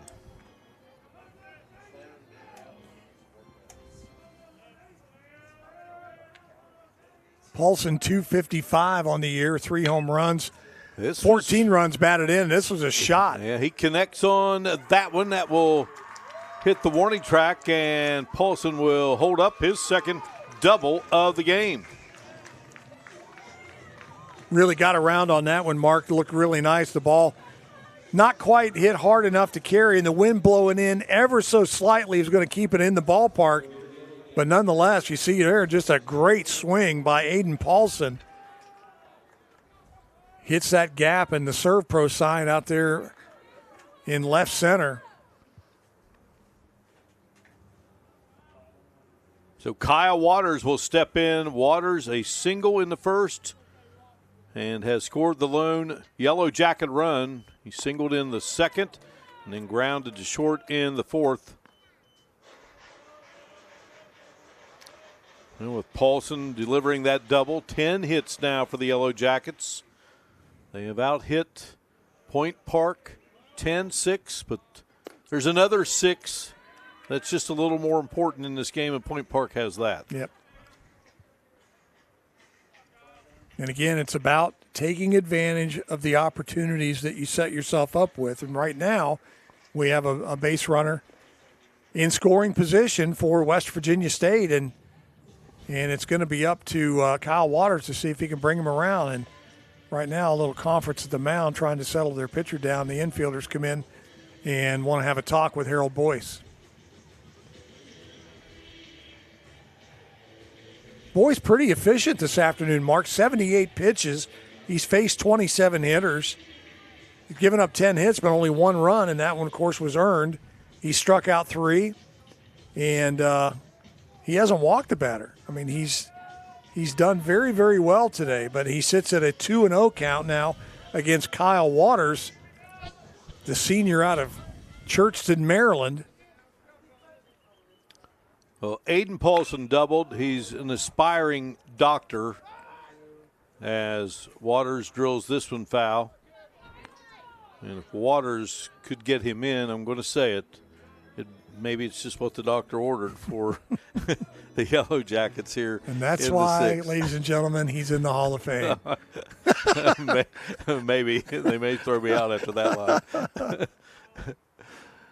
I'll tell you, in all the years that you and I have been friends, I have always wanted to do a game with you, whether, football, basketball, baseball, whatever. And I can't believe that in the decades that I've known you, this is the first time we've had the chance to actually work together. And we did a little bit of back and forth at a Marietta College football game. Yeah, I think you were trying to put me to work that day. I was. You had me there as your halftime guest. Yes, and I wouldn't let you leave. I mean, I wanted to be on the air with Mark Martin, and I got my wish. First base on balls of the afternoon for Harold Boyce. I guess I jinxed him by saying he hadn't walked a batter, but now Coach Torres going to come out here, Brian. Yeah, I think he's going to make a change here. He's had Ethan Parker in the bullpen for quite some time. Well, you've got this situation here.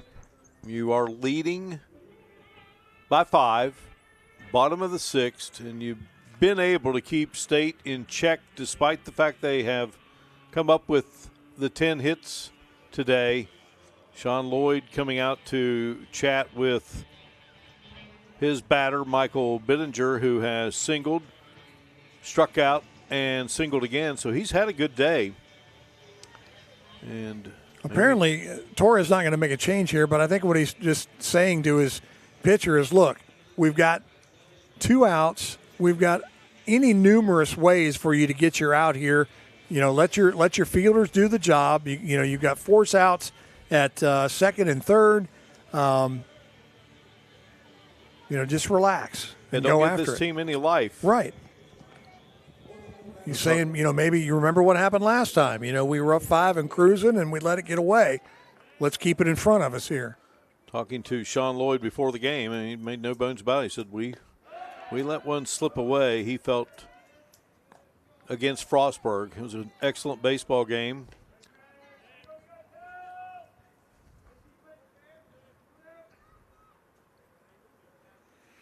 Oh, 1 pitch on its way.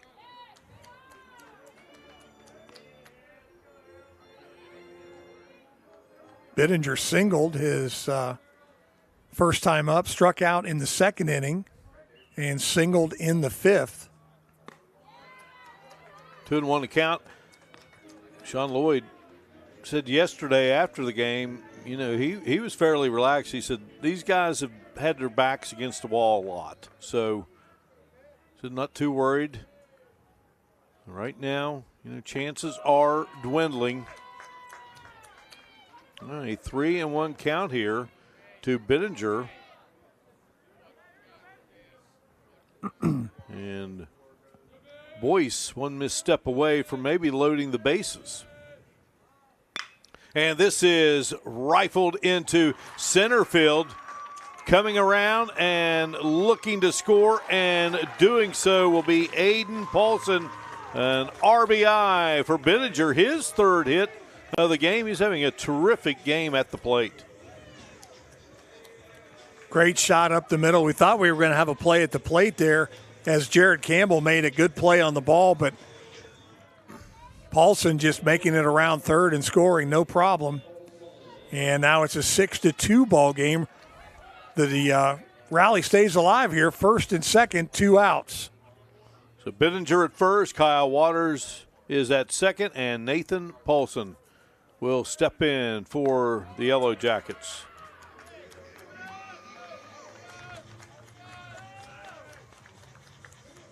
Torres getting a little antsy over there in his dugout. I got to think that if Paulson makes it on here, I think this will be it for Harold Boyce. But he's going to get out of it. Maybe. Under it will be Jones, and that will do it. Frustrating day at the plate continues for the outstanding Nathan Paulson. State does get a run in the bottom of the sixth. Yellow Jackets trailing Point Park by 4 runs as we move on to the seventh here at the 2025 Mountain East Conference Baseball Tournament on the MEC Digital Network, presented by Cardinal Chevrolet.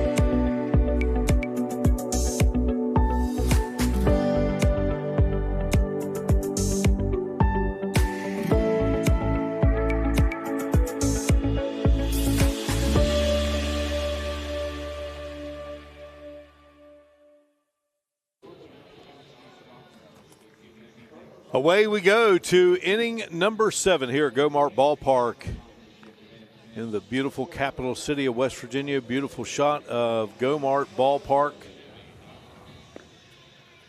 Have ourselves a 6-2 game. West Virginia State finally getting back on the board after that 1 run in the bottom of the first inning. Now, it's been the long ball that has been the story here, Tom, for Brian, for this Point Park team. Yeah, they've given up their share this afternoon, and it's cost them. And then not being able to take advantage of runners in scoring position, moving runners when you try to bunt somebody over and it doesn't happen, and the next guy gets up, hits a base hit. They would have scored. Could have been a 6-3 ball game. You never know what could have been, but you have to take advantage of the little things when you have the opportunity, and State just has not been able to hit on all cylinders on that today. Trevor Jones snagged that fly ball by Nate Paulson. He leads it off here in this 7th inning. Hits it to Kyle Waters at short and on to Connor Pfizer for the first out. So Jones, who had the solo home run in the 5th, has now struck out twice, grounded out, and had the big RBI in that fifth inning. One of two solo shots in the game, and that brings up Chris Williams. He flew to right in the second, grounded to short in the third, and another fly ball to right in the fifth inning. Fouls off the first offering from Aiden Hodges. What about these two pitchers? I mean, they have just continued to battle. They've had a few discussions, but they've stayed in there. I'll tell you, Hodges obviously struggled in that first inning and got out of that jam. How he got out of that is still beyond me. And but that second inning is the one that did him in. Other than that, he's been pretty good. 1 ball and 2 strikes.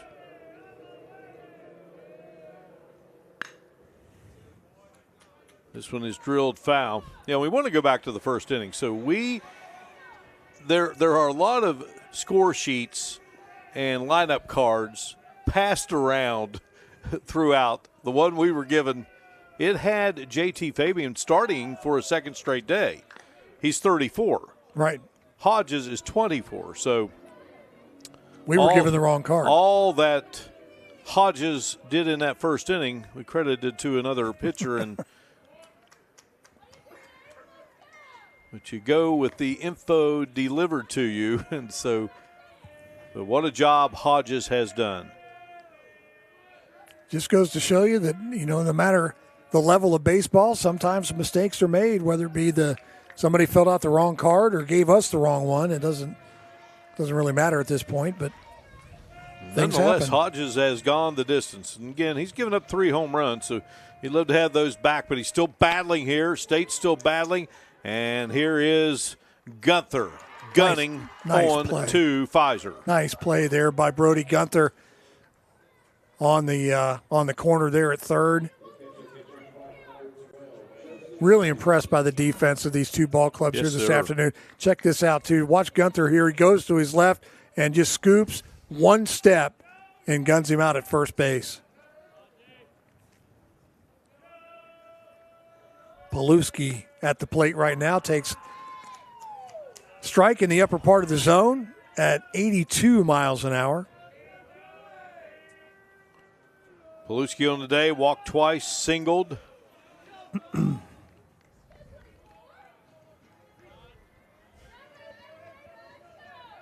3 strikeouts last inning for Hodges.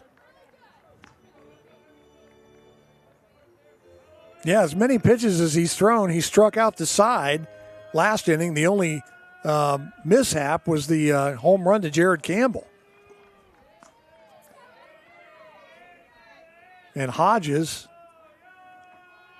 122 pitches into this ball game.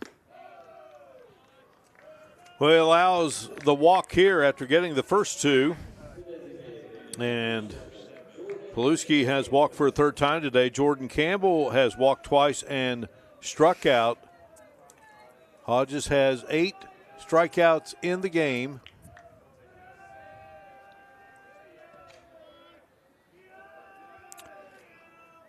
And now 6 walks, and Campbell fouls off the first offering. Coming up at approximately 3:30 this afternoon, game number 2 here today is the University of Charleston and Frostburg State will play each other. We were talking about some of the alums at Point Park, West Virginia State. Of course, Katherine Johnson and all she did for space in our country. Earl Lloyd playing in the NBA. Bill Nunn, a Pro Football Hall of Famer just a couple of years ago, and I thought that was a great story. He came to West Virginia State to play football, ended up playing basketball. This one hit hard. They'll get the force there at second. That will do it. I'll continue that Bill Nunn story when we return. So, Point Park, no runs in the 7th. They lead at 6-2. State coming to bat in the bottom of the 7th here at the 2025 Mountain East Conference Baseball Tournament on the MEC Digital Network, presented by Cardinal Chevrolet. For over 4 decades, the health plan has called West Virginia home. It all started with a vision to serve our community with pride and integrity. We've grown alongside West Virginia, becoming part of its fabric. We've been here through thick and thin, supporting local families and businesses. Because at the Health Plan, we don't just work here, we live here. The Health Plan, a proud corporate partner with the Mountain East Conference. You have dreams. A better life, a better job, a better you. So where do you start to build the skills necessary to get there? At West Virginia State, you are not just a number, you are who you choose to be. You receive personal attention from award-winning faculty. You study in nationally recognized programs. You learn the skills that will get you the job you know you can have. No matter where you want to go or what you want to do, it starts at State. Brody Gunther fielding that ball hit by Jordan Campbell, and he throws on to second baseman Omar Murillo to Michael Bittinger for the force out at second base, and thus it's going to be Brody Gunther who leads off here in the bottom of the seventh. New pitcher for Point Park after Harold Boyce goes the first six. Ethan Parker's 5.4 ERA is a 6-3 win-loss record this year, his 23rd appearance. He's saved 5 games this year, and he's given up on the season 57 hits, 38 runs, 32 of those earned, 15 walks, and he struck out 31. He's given up 8 home runs, 2 doubles, and 3 triples. The opposing average against Parker is .273, Mark.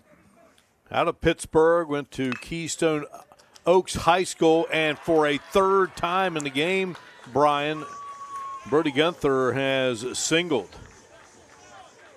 Seeing eye single between first and second. A nice effort there from Murillo, but the ball scooted right under his glove and got out to right field, and West Virginia State in business, first batter out of the gate. Connor Pfizer struck out, grounded to third, struck out again. He steps in now. Graduate student.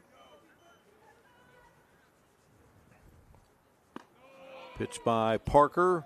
Well, I was talking about Bill Nunn, a graduate of West Virginia State. So he goes back to Pittsburgh and becomes a sports writer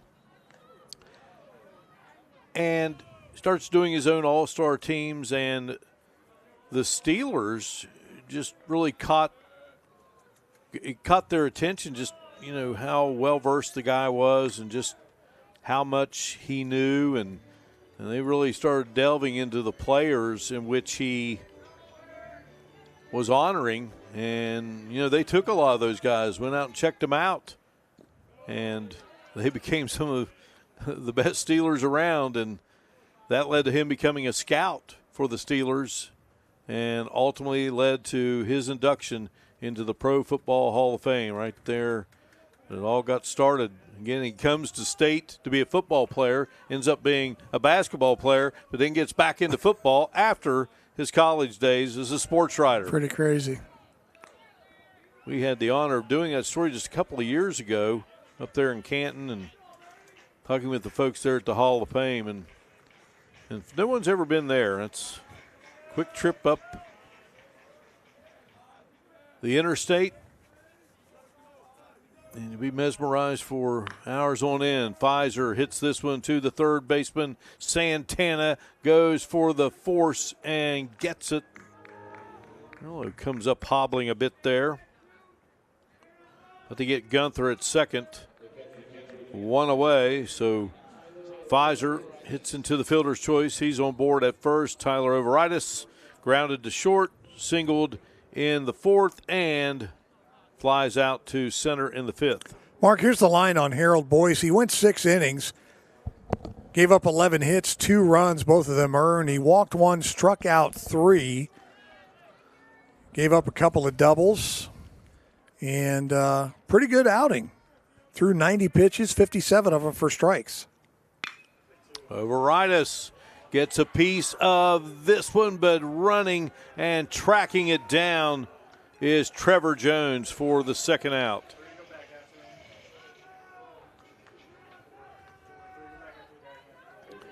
And that brings up Ethan Barnett, singled in the second, flies out to center in the fourth, and lifts one up to the first baseman in the 6th.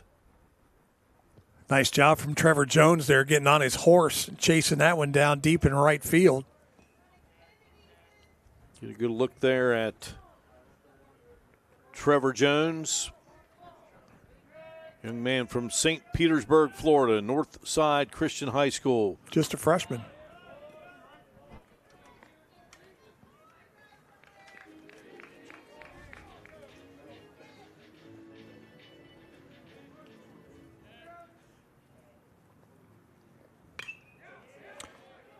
You being the sports encyclopedia that you are, do you have any inside information on what the Steelers are going to do at quarterback this year, since we were talking about the Steelers? I do not.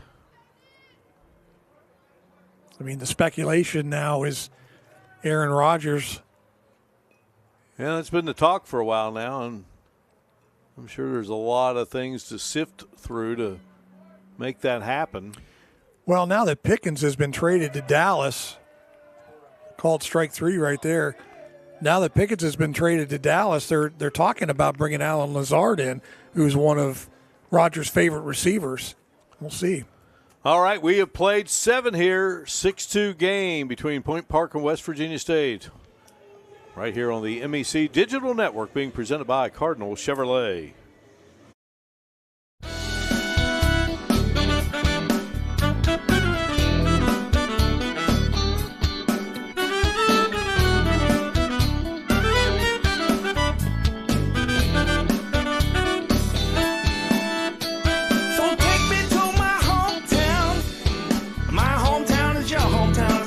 Team with a river in the middle. Take me to my hometown. My hometown is your hometown. It's got a gold dome, heard the picking on the fiddle.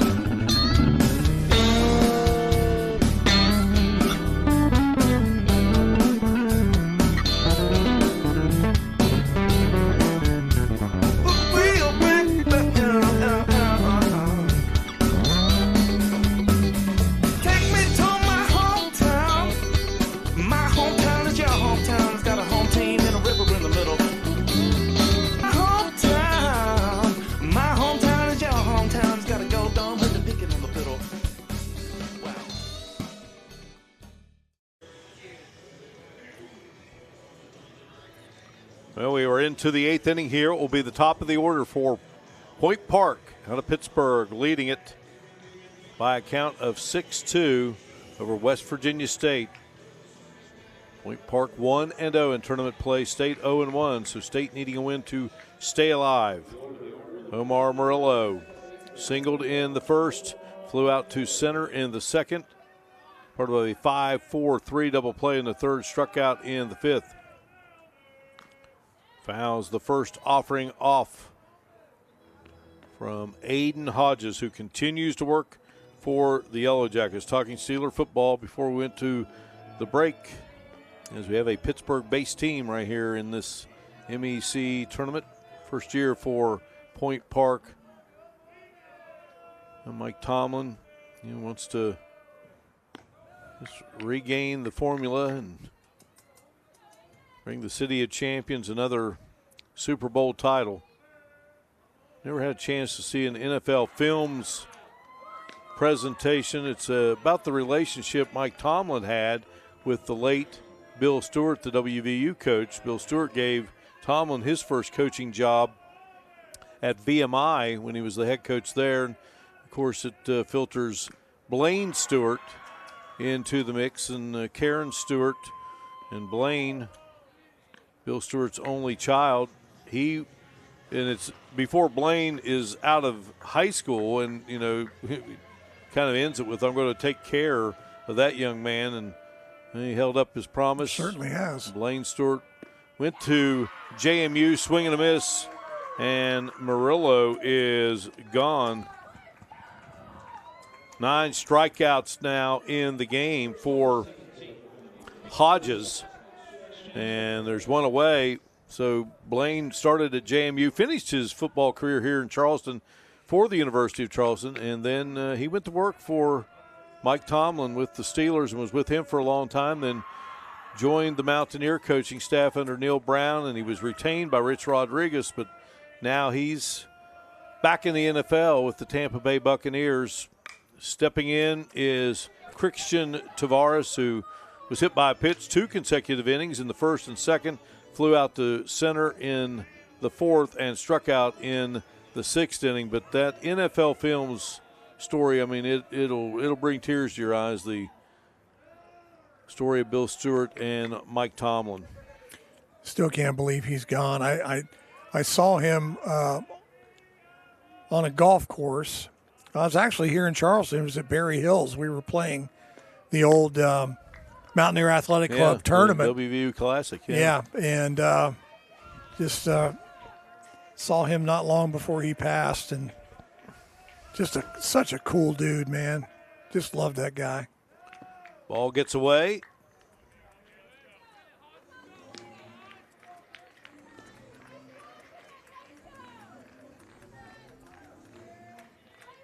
Speaking of Mountaineer football, very excited to see what happens this fall with Rich Rodriguez back at the helm. And Native Son returns. Just getting a piece of that one is Tavares. Rich was part of a state championship, I believe 2 in a row, while in high school for the late, great Roy Michael right here in Charleston. North Marion won, and that got Tavares a 3rd time in this game he has been hit by a pitch. You think he's probably getting a little tired of that. Although this one not near as hard as the first 2. That post-game handshake, it's going to be like, did I do something to you? What in the world? Come on, man. Well, I know sometimes get hit by a pitch and batters will take it personal, but just kind of gotten away from him. And well, I mean, that was the 141st pitch that Hodges has thrown today, the one that hit Tavares, and that one got him. Yeah, got Campbell, Jared Campbell. Now, if there's anybody you want to hit after the day he's had, it might be Campbell, but. He got the strikeout now. He's hit 2 consecutive batters. Tavares goes to second. Campbell's had a terrific day. 2nd time he's been hit by a pitch, but he also has 2 home runs, a grand slam, and a solo home run, and he's walked. Isaac Santana will step in now. Hit into a fielder's choice in the 1st inning, singled in the 2nd, flies out to center in the 4th, and strikes out in the 6th.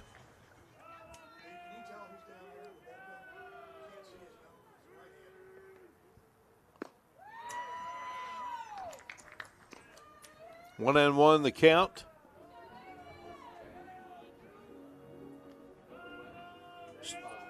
State has activity in the bullpen. Tyus Bumgardner, young man from Canova, played at Spring Valley High School. 2-1 the count, so Tyrus Bumgardner, a right-hander, a graduate student. See if we see Tyrus Bumgardner in this game. Well, it may not be long if Hodges continues to struggle. They actually have a left-hander down there too, but he is I thought it was left-hander. Now there are 2 righties that are throwing. Lefty on the mound here. Hodges, this one skyward. Aiden Paulson going back and will make the grab. Tagging will be Tavares, so he's on to third easily. Campbell stays put at first base. And Hodges at 86 miles per hour with a lot of pitches. 149. And to the plate, Luis Gonzalez, who has struck out, reached on an error. He flies out to left, and he struck out in the 6th. Sean Lloyd makes his way out of the West Virginia State third base dugout. Hasn't taken the ball from his pitcher yet. He's going to stay with him. How about that? Coach Lloyd with all kinds of confidence in Aiden Hodges in this win or go home game. He's at 149 pitches, Mark, and Lloyd's going to leave him in.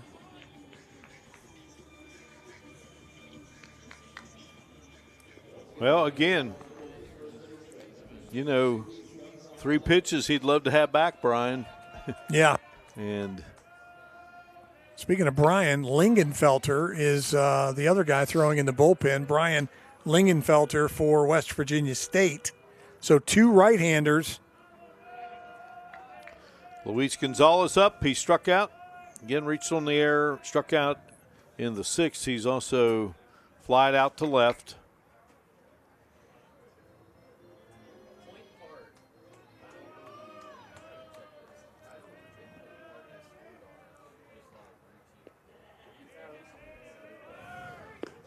Runner goes at second. Overitis keeps it right there.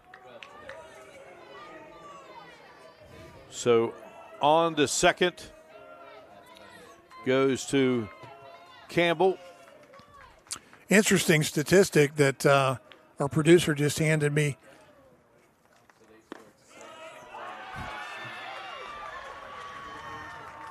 Wow. Strikeout by Gonzalez gets out of the jam. A 6-2 game. Aiden Hodges. Big time pitch. We head to the bottom of the inning. Point Park in front by 4 runs here in Charleston at the 2025 Mountain East Conference Baseball Tournament on the MEC Digital Network, presented by Cardinal Chevrolet.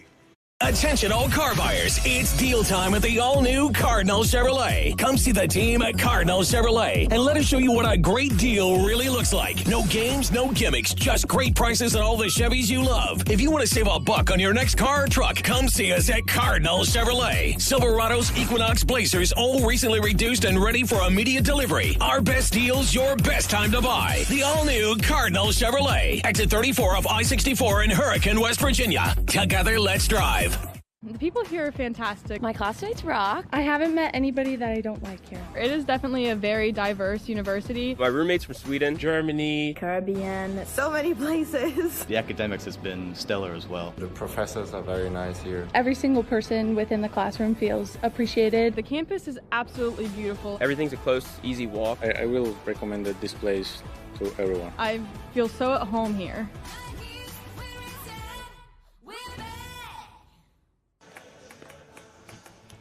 Bottom of the 8th inning here in Charleston. Point Park 1-0 in tournament play. West Virginia State 0-1. State needs a win to stay alive. Trailing the Pioneers 6-2. And going to be a new batter here for the Yellow Jackets. Number 13, Charlie McGinnis, freshman from Mainville, Ohio. Went to Little Miami High School. McGinnis on the season, .225. He has 20 hits. He lifts the first offering up and coming on and unable to make a play is Paluski. McGinnis has a couple of home runs, has driven in 12. 6 runs here in the game, Brian Nost, for Point Park. And when it comes to runs this season, they've got many of them via the home run ball. Point Park has scored 17 runs against West Virginia State in this entire season. Only 3 of them have come from normal hits. 1 single, an RBI ground out, and another single. All the rest have come from home runs. 14 out of the 17 have come via the home run against West Virginia State. So you talk about the long ball killing you, and that is exactly what has happened today. Well, they've got 67 home runs down the season. 3 here today. McGinnis, boy, he had a shot there And that had third base umpire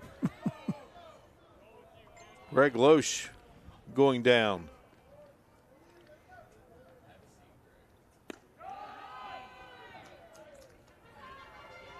Three balls and 2 strikes. Another look. Yeah, I think I'll just sit down for a while. They got a tough job like the players do. Swing and a miss. Strikeout by Ethan Parker. Yeah. McGinnis loved to have straightened out the one that he rocketed foul. So 1 away here, and in steps Aiden Paulson. When I was umpiring back in my high school and college days, I never, I was blessed. I never got hit by a batted ball while I was in the field. However, in my career, I was knocked out behind the plate 3 times and taken balls to the face mask. Wow. And I finally upgraded to a Force 3 mask late in my career, and it really, really absorbed the blow. But I was doing a Marietta College, Ohio Valley University game, and second batter of the game, second pitch, I took a foul ball right to the face, and the next thing I know, I'm waking up, and Brian Brewer from Marietta College around me, and they would not let me continue that day. And again, we salute all the dedicated officials at all levels for what they do. And certainly here in the Mountain East Conference with all the sports.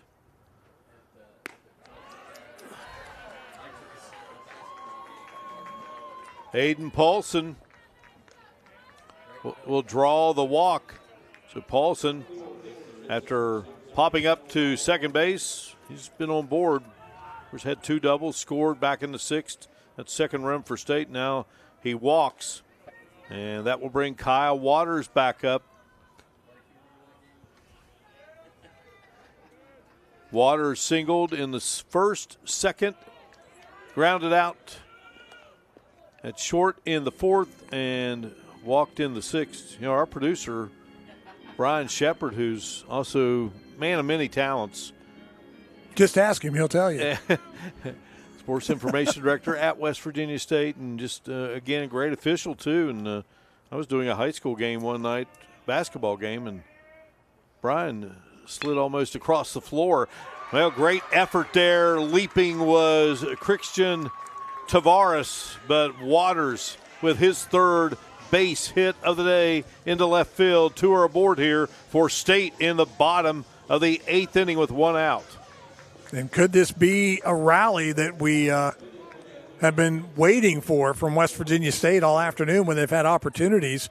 Now two men on, 1 down, and coming to the plate now is Bittinger. The game is about 2 hours and 20 minutes old. State trying to drag it out as long as they can to keep the season alive. And now here is play by Tavares and a double play ball and a big-time defensive set there for the Pioneers of Point Park. 6-4-3, and that closes out the 8th for West Virginia State. We head to the 9th. It's Point Park on top of the Yellow Jackets of State, 6-2 here at the 2025 Mountain East Conference Baseball Tournament on the MEC Digital Network, presented by Cardinal Chevrolet. What's possible when you have the freedom to explore things that inspire you? To be a part of a community that supports and challenges you.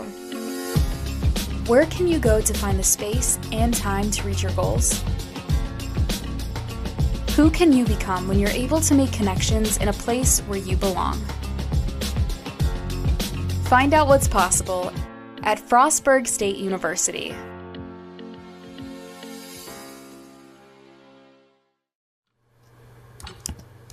No weekend plans? Try some of ours.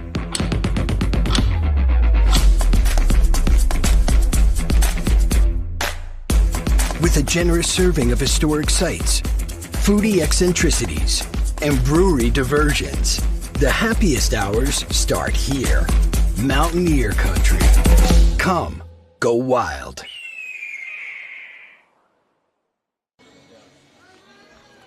New pitcher for the Yellow Jackets of West Virginia State, Brian Lingenfelter, 7.45 ERA, 6-2 record, 13th appearance of the season. Started 3 games this season, struck out 45 and walked 32.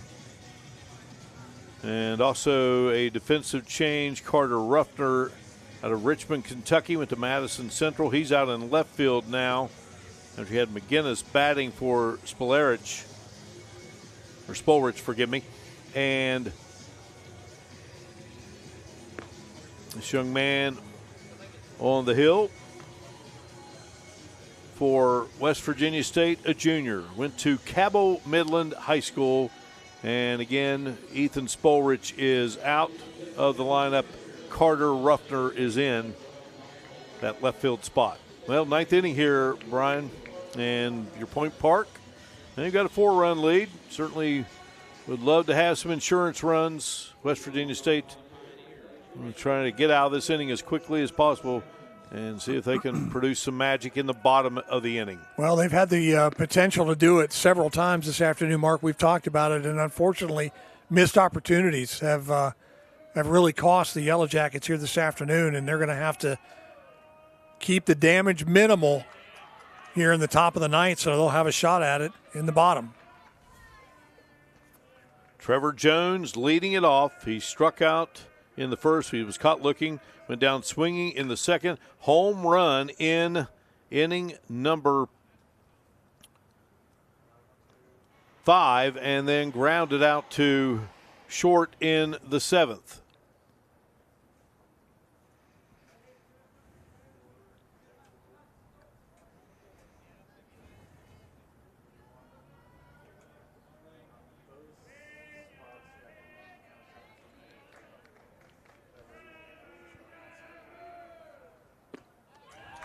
Swing and a miss, and Jones is gone. So a good beginning here for Brian Lingenfelter. Here's the line on Aiden Hodges. He went 8 innings, 6 hits, 6 runs, all earned, 6 walks, 10 strikeouts. He hit 5 batters, which didn't help his cause at all. But he gave up 3 home runs, and that really cost him. Here's one right down the line, and that will be ruled foul. Chris Williams flew out to right field, grounded to short, flew out to right again in the 5th, and grounded to third in the 7th. Another look at it here. Incidentally, Hodges threw 152 pitches, 86 of those for strikes for a 56% strike percentage. Hard hit ball up the middle. Lingenfelter gave it a go, but winds up in the glove of Bittinger, who rifles on to Pfizer for the second out.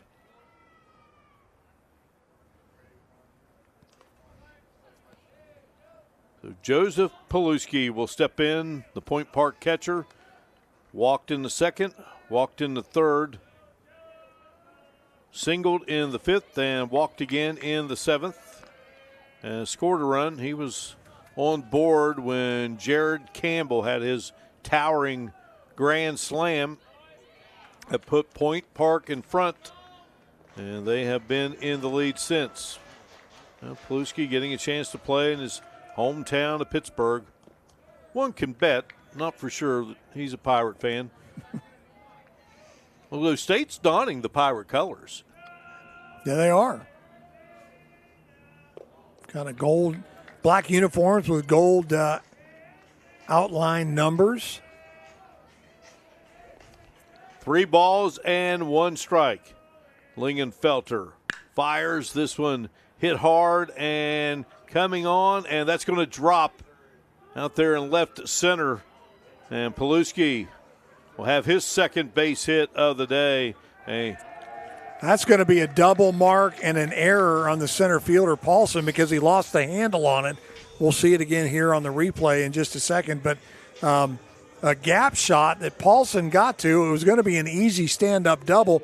But as you can see right here, once he gets to it, and just could not scoop it in. Couldn't find the handle on it, and that allows the extra base. So a double turned into a triple. And now for Paluski. Jordan Campbell steps in. Walked twice in the second and third. Struck out in the fifth and hit into a fielder's choice in the seventh. Chance to get a seventh run in.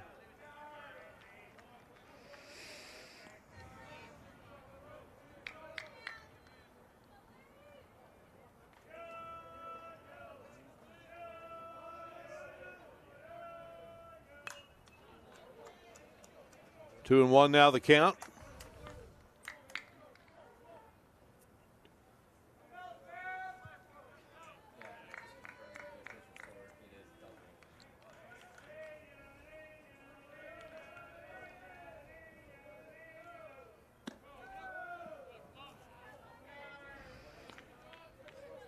Lingenfelter starting to struggle here a little bit, Mark.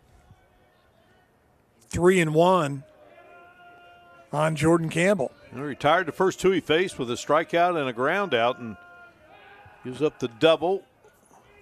Throw over to third to keep tabs there on Paluski.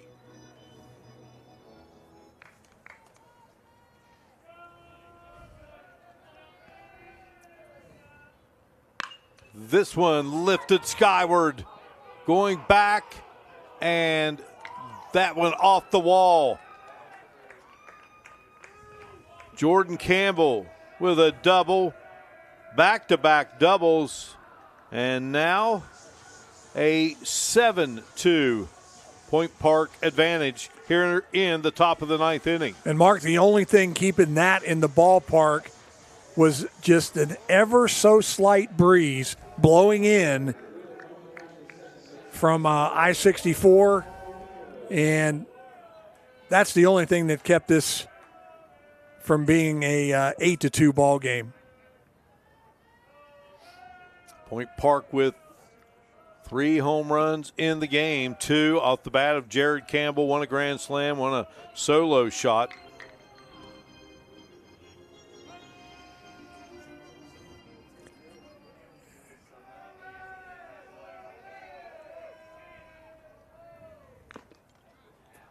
Omar Murillo singled in the first, flew out to center in the second, hit into a 5-4-3 double play to end the third, struck out in the fifth, struck out again in the eighth.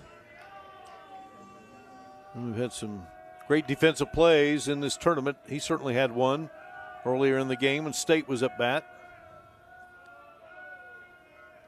State with 13 hits in the game to 8 for Point Park, but Point Park has produced runs.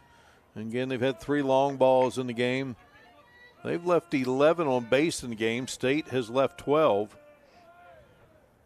And this one right back up the middle. Lingenfelter had to duck away from that one. And that will easily score Jordan Campbell.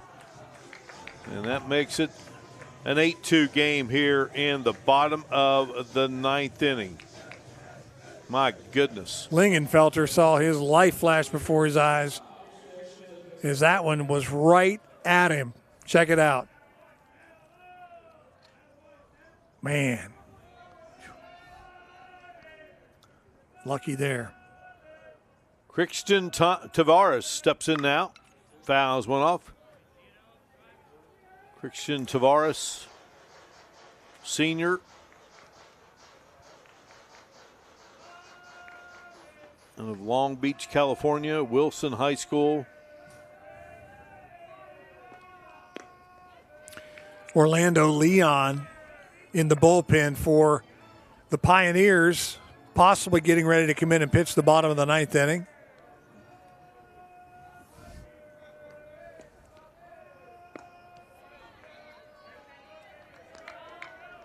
Tavares has been hit by a pitch 3 times in this game.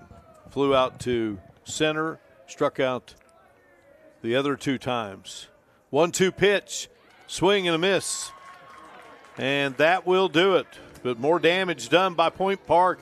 2 runs come home. They lead at 8-2. West Virginia State down to its final at bat. They want to keep this season alive. A lot to do in the bottom of the 9th inning. You're watching the 2025 Mountain East Conference Baseball Tournament on the MEC Digital Network, presented by Cardinal Chevrolet. It's about unlocking your potential and discovering your purpose. It's about community and how we can better serve others. It's about learning and doing. It's about the journey and the road getting there. It's about opportunities and the endless possibilities. It's about finding where you belong, and it is here at Concord University. It's about you, and it starts with you.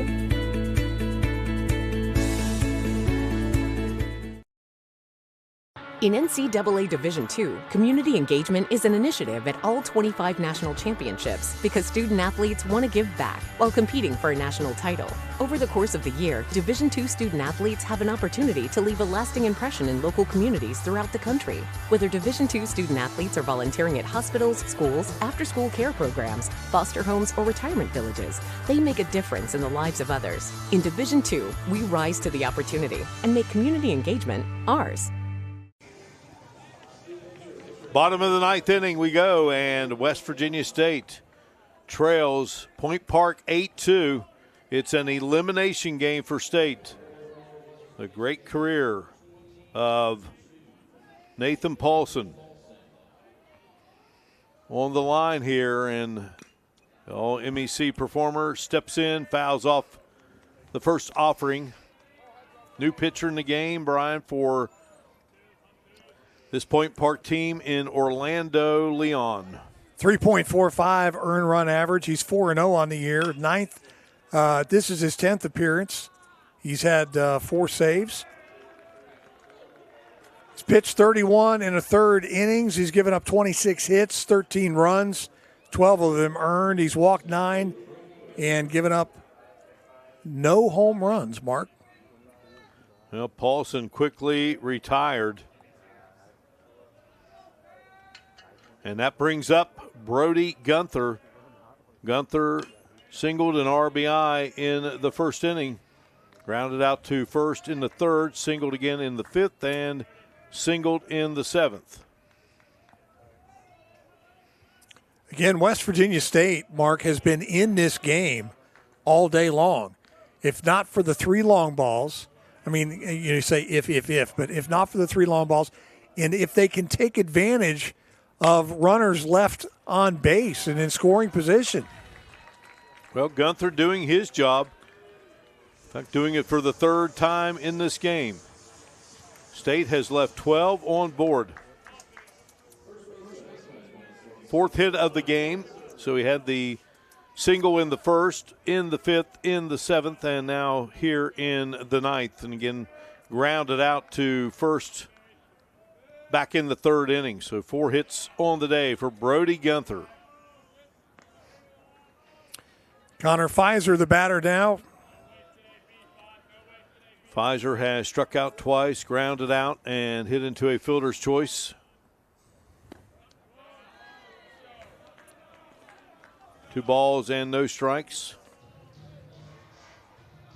Pfizer from right here in Charleston played his ball at St. Albans High School.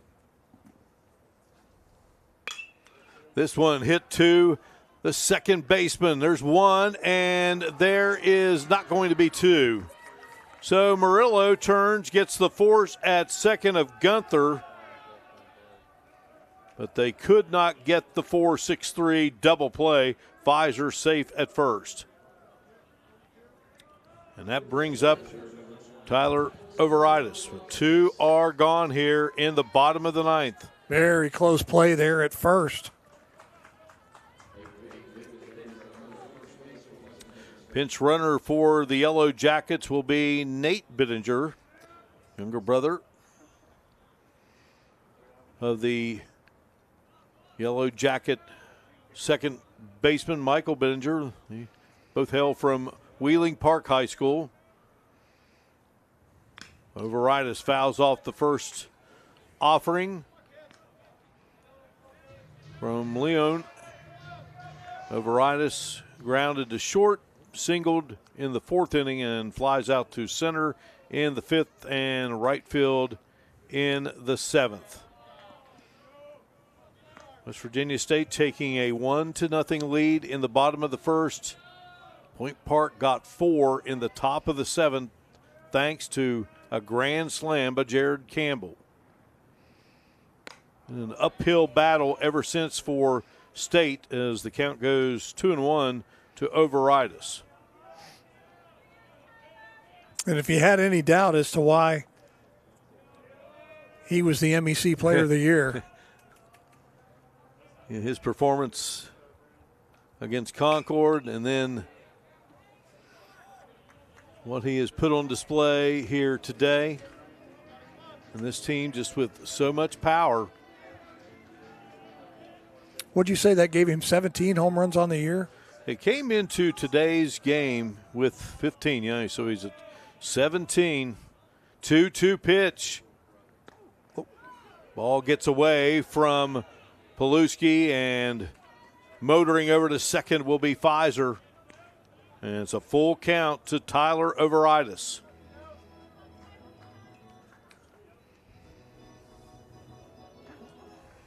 Paluski thought about putting his mask on that ball to stop it from rolling to the backstop, and he thought better of it. Well, there's a base hit, and they're going to send the runner home. There will be a play at the plate. He's out, and that will do it. Wow. Well, trying to get aggressive, and Pfizer is gunned down at home plate for the 3rd out. Overitis got the base hit, and that is how this one will end here in Charleston at the 2025 Mountain East Conference Baseball Tournament. It's a win for Point Park over West Virginia State by a count of 8-2. We will come back and recap it for you in a moment as you watch coverage of the 2025 Mountain East Conference Baseball Tournament here on the MEC Digital Network, presented by Cardinal Chevrolet. Attention all car buyers, it's deal time at the all-new Cardinal Chevrolet. Come see the team at Cardinal Chevrolet and let us show you what a great deal really looks like. No games, no gimmicks, just great prices on all the Chevys you love. If you want to save a buck on your next car or truck, come see us at Cardinal Chevrolet. Silverados, Equinox, Blazers, all recently reduced and ready for immediate delivery. Our best deals, your best time to buy. The all-new Cardinal Chevrolet. Exit 34 of I-64 in Hurricane, West Virginia. Together, let's drive.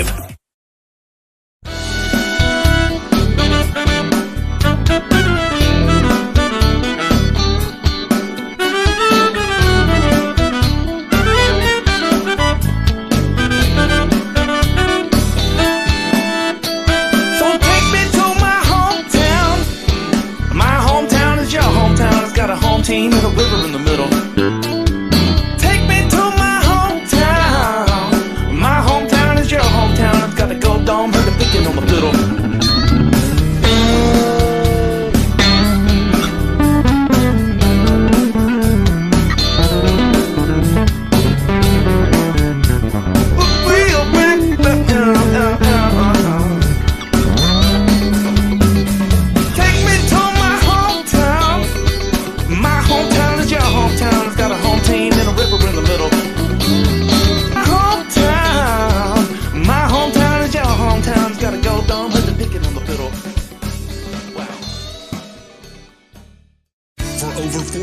The health plan has called West Virginia home.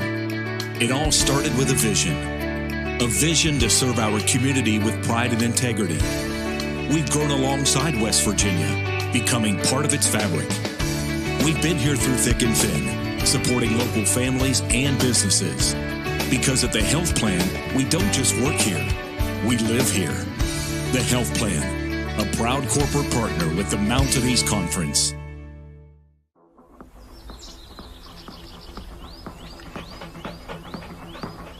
No weekend plans? Try some of ours. From unrivaled outdoor adventure you won't find anywhere else in the world, to hometown plates and platters that pair well with the local craft beers. The happiest hours start here. Mountaineer Country. Come, go wild.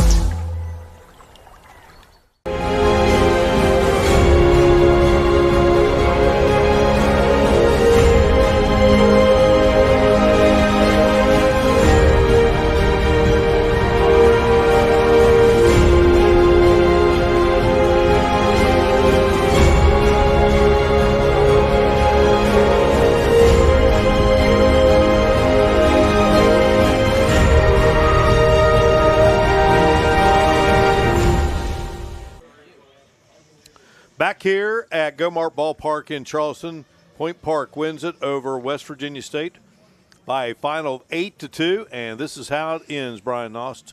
Yeah, just a great throw from Trevor Jones to Joseph Paluski, and you're right. That's how it ended. Just it was a great shot, great hit, but right on a rope, and it allowed Jones to throw him out at home, and that's the ball game.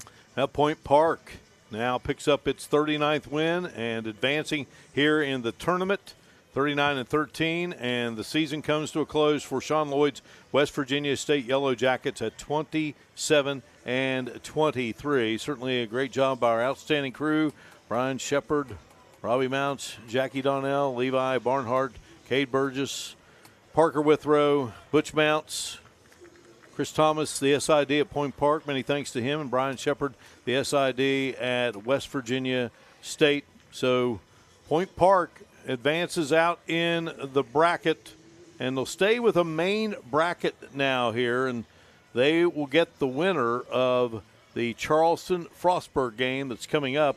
And it's going to be interesting now to see how it all shakes out here. That will be at 1 o'clock tomorrow. So, Brian, thoughts from you on this game? Yeah, it was just to me, Mark, a game of missed opportunities for West Virginia State. They were in the ball game, all the way through. That second inning was the one that kind of did them in, and they just could not overcome the long ball today. They had so many missed opportunities with lots of runners in scoring position. I think they left 11 or 12 or 13 left on base 13, today that they couldn't do anything with. And, you go back from not being able to advance the runner on a bunt and things like that, just little things that add up. And at the end of the day, unfortunately, for West Virginia State, it added up to a 6-run defeat, 8-2 at the hands of Point Park. And you saw there West Virginia State, tournament play, when you fall that second game in a double elimination event, it can likely end the season. That's what it does for State. A lot of hugs, probably a lot of tears out there at the moment. And meanwhile, for Point Park, it's a historic season, and it continues for the group from Pittsburgh. Again, they got 3 home runs today, 2 by Mountain East Conference Player of the Year, Jared Campbell, including a grand slam in the second inning. Brian, enjoyed it. Man, I did too. It was an honor working with you, pal, and I certainly hope it's not the last time, and I appreciate Butch Mounts putting us together today, and again, a great job by the crews, you've already said, and if you're here locally, you can catch Mark on television tonight at 6, 10, and 11 on WCHS Channel 8 and Fox 11, and coming up here in just a little bit, Jack Withrow will take your spot, and he and I will call the next game between Frostburg State and Fairmont. Should be a good one. Yeah, and Fairmont needing a win to stay alive as well. So for analyst Brian Nost and our great crew, Mark Martin, and we say so long for Go-Mart Ballpark here in Charleston. Your final score in game number 1 on day 3 in this 2025 Mountain East Conference Baseball Tournament is Point Park 8, West Virginia State University 2. Today's game was produced by Video Productions in conjunction with the Mountain East Conference. Thank you for watching live coverage of the 2025 Mountain East Conference Baseball Tournament here on the MEC Digital Network, presented by Cardinal Chevrolet.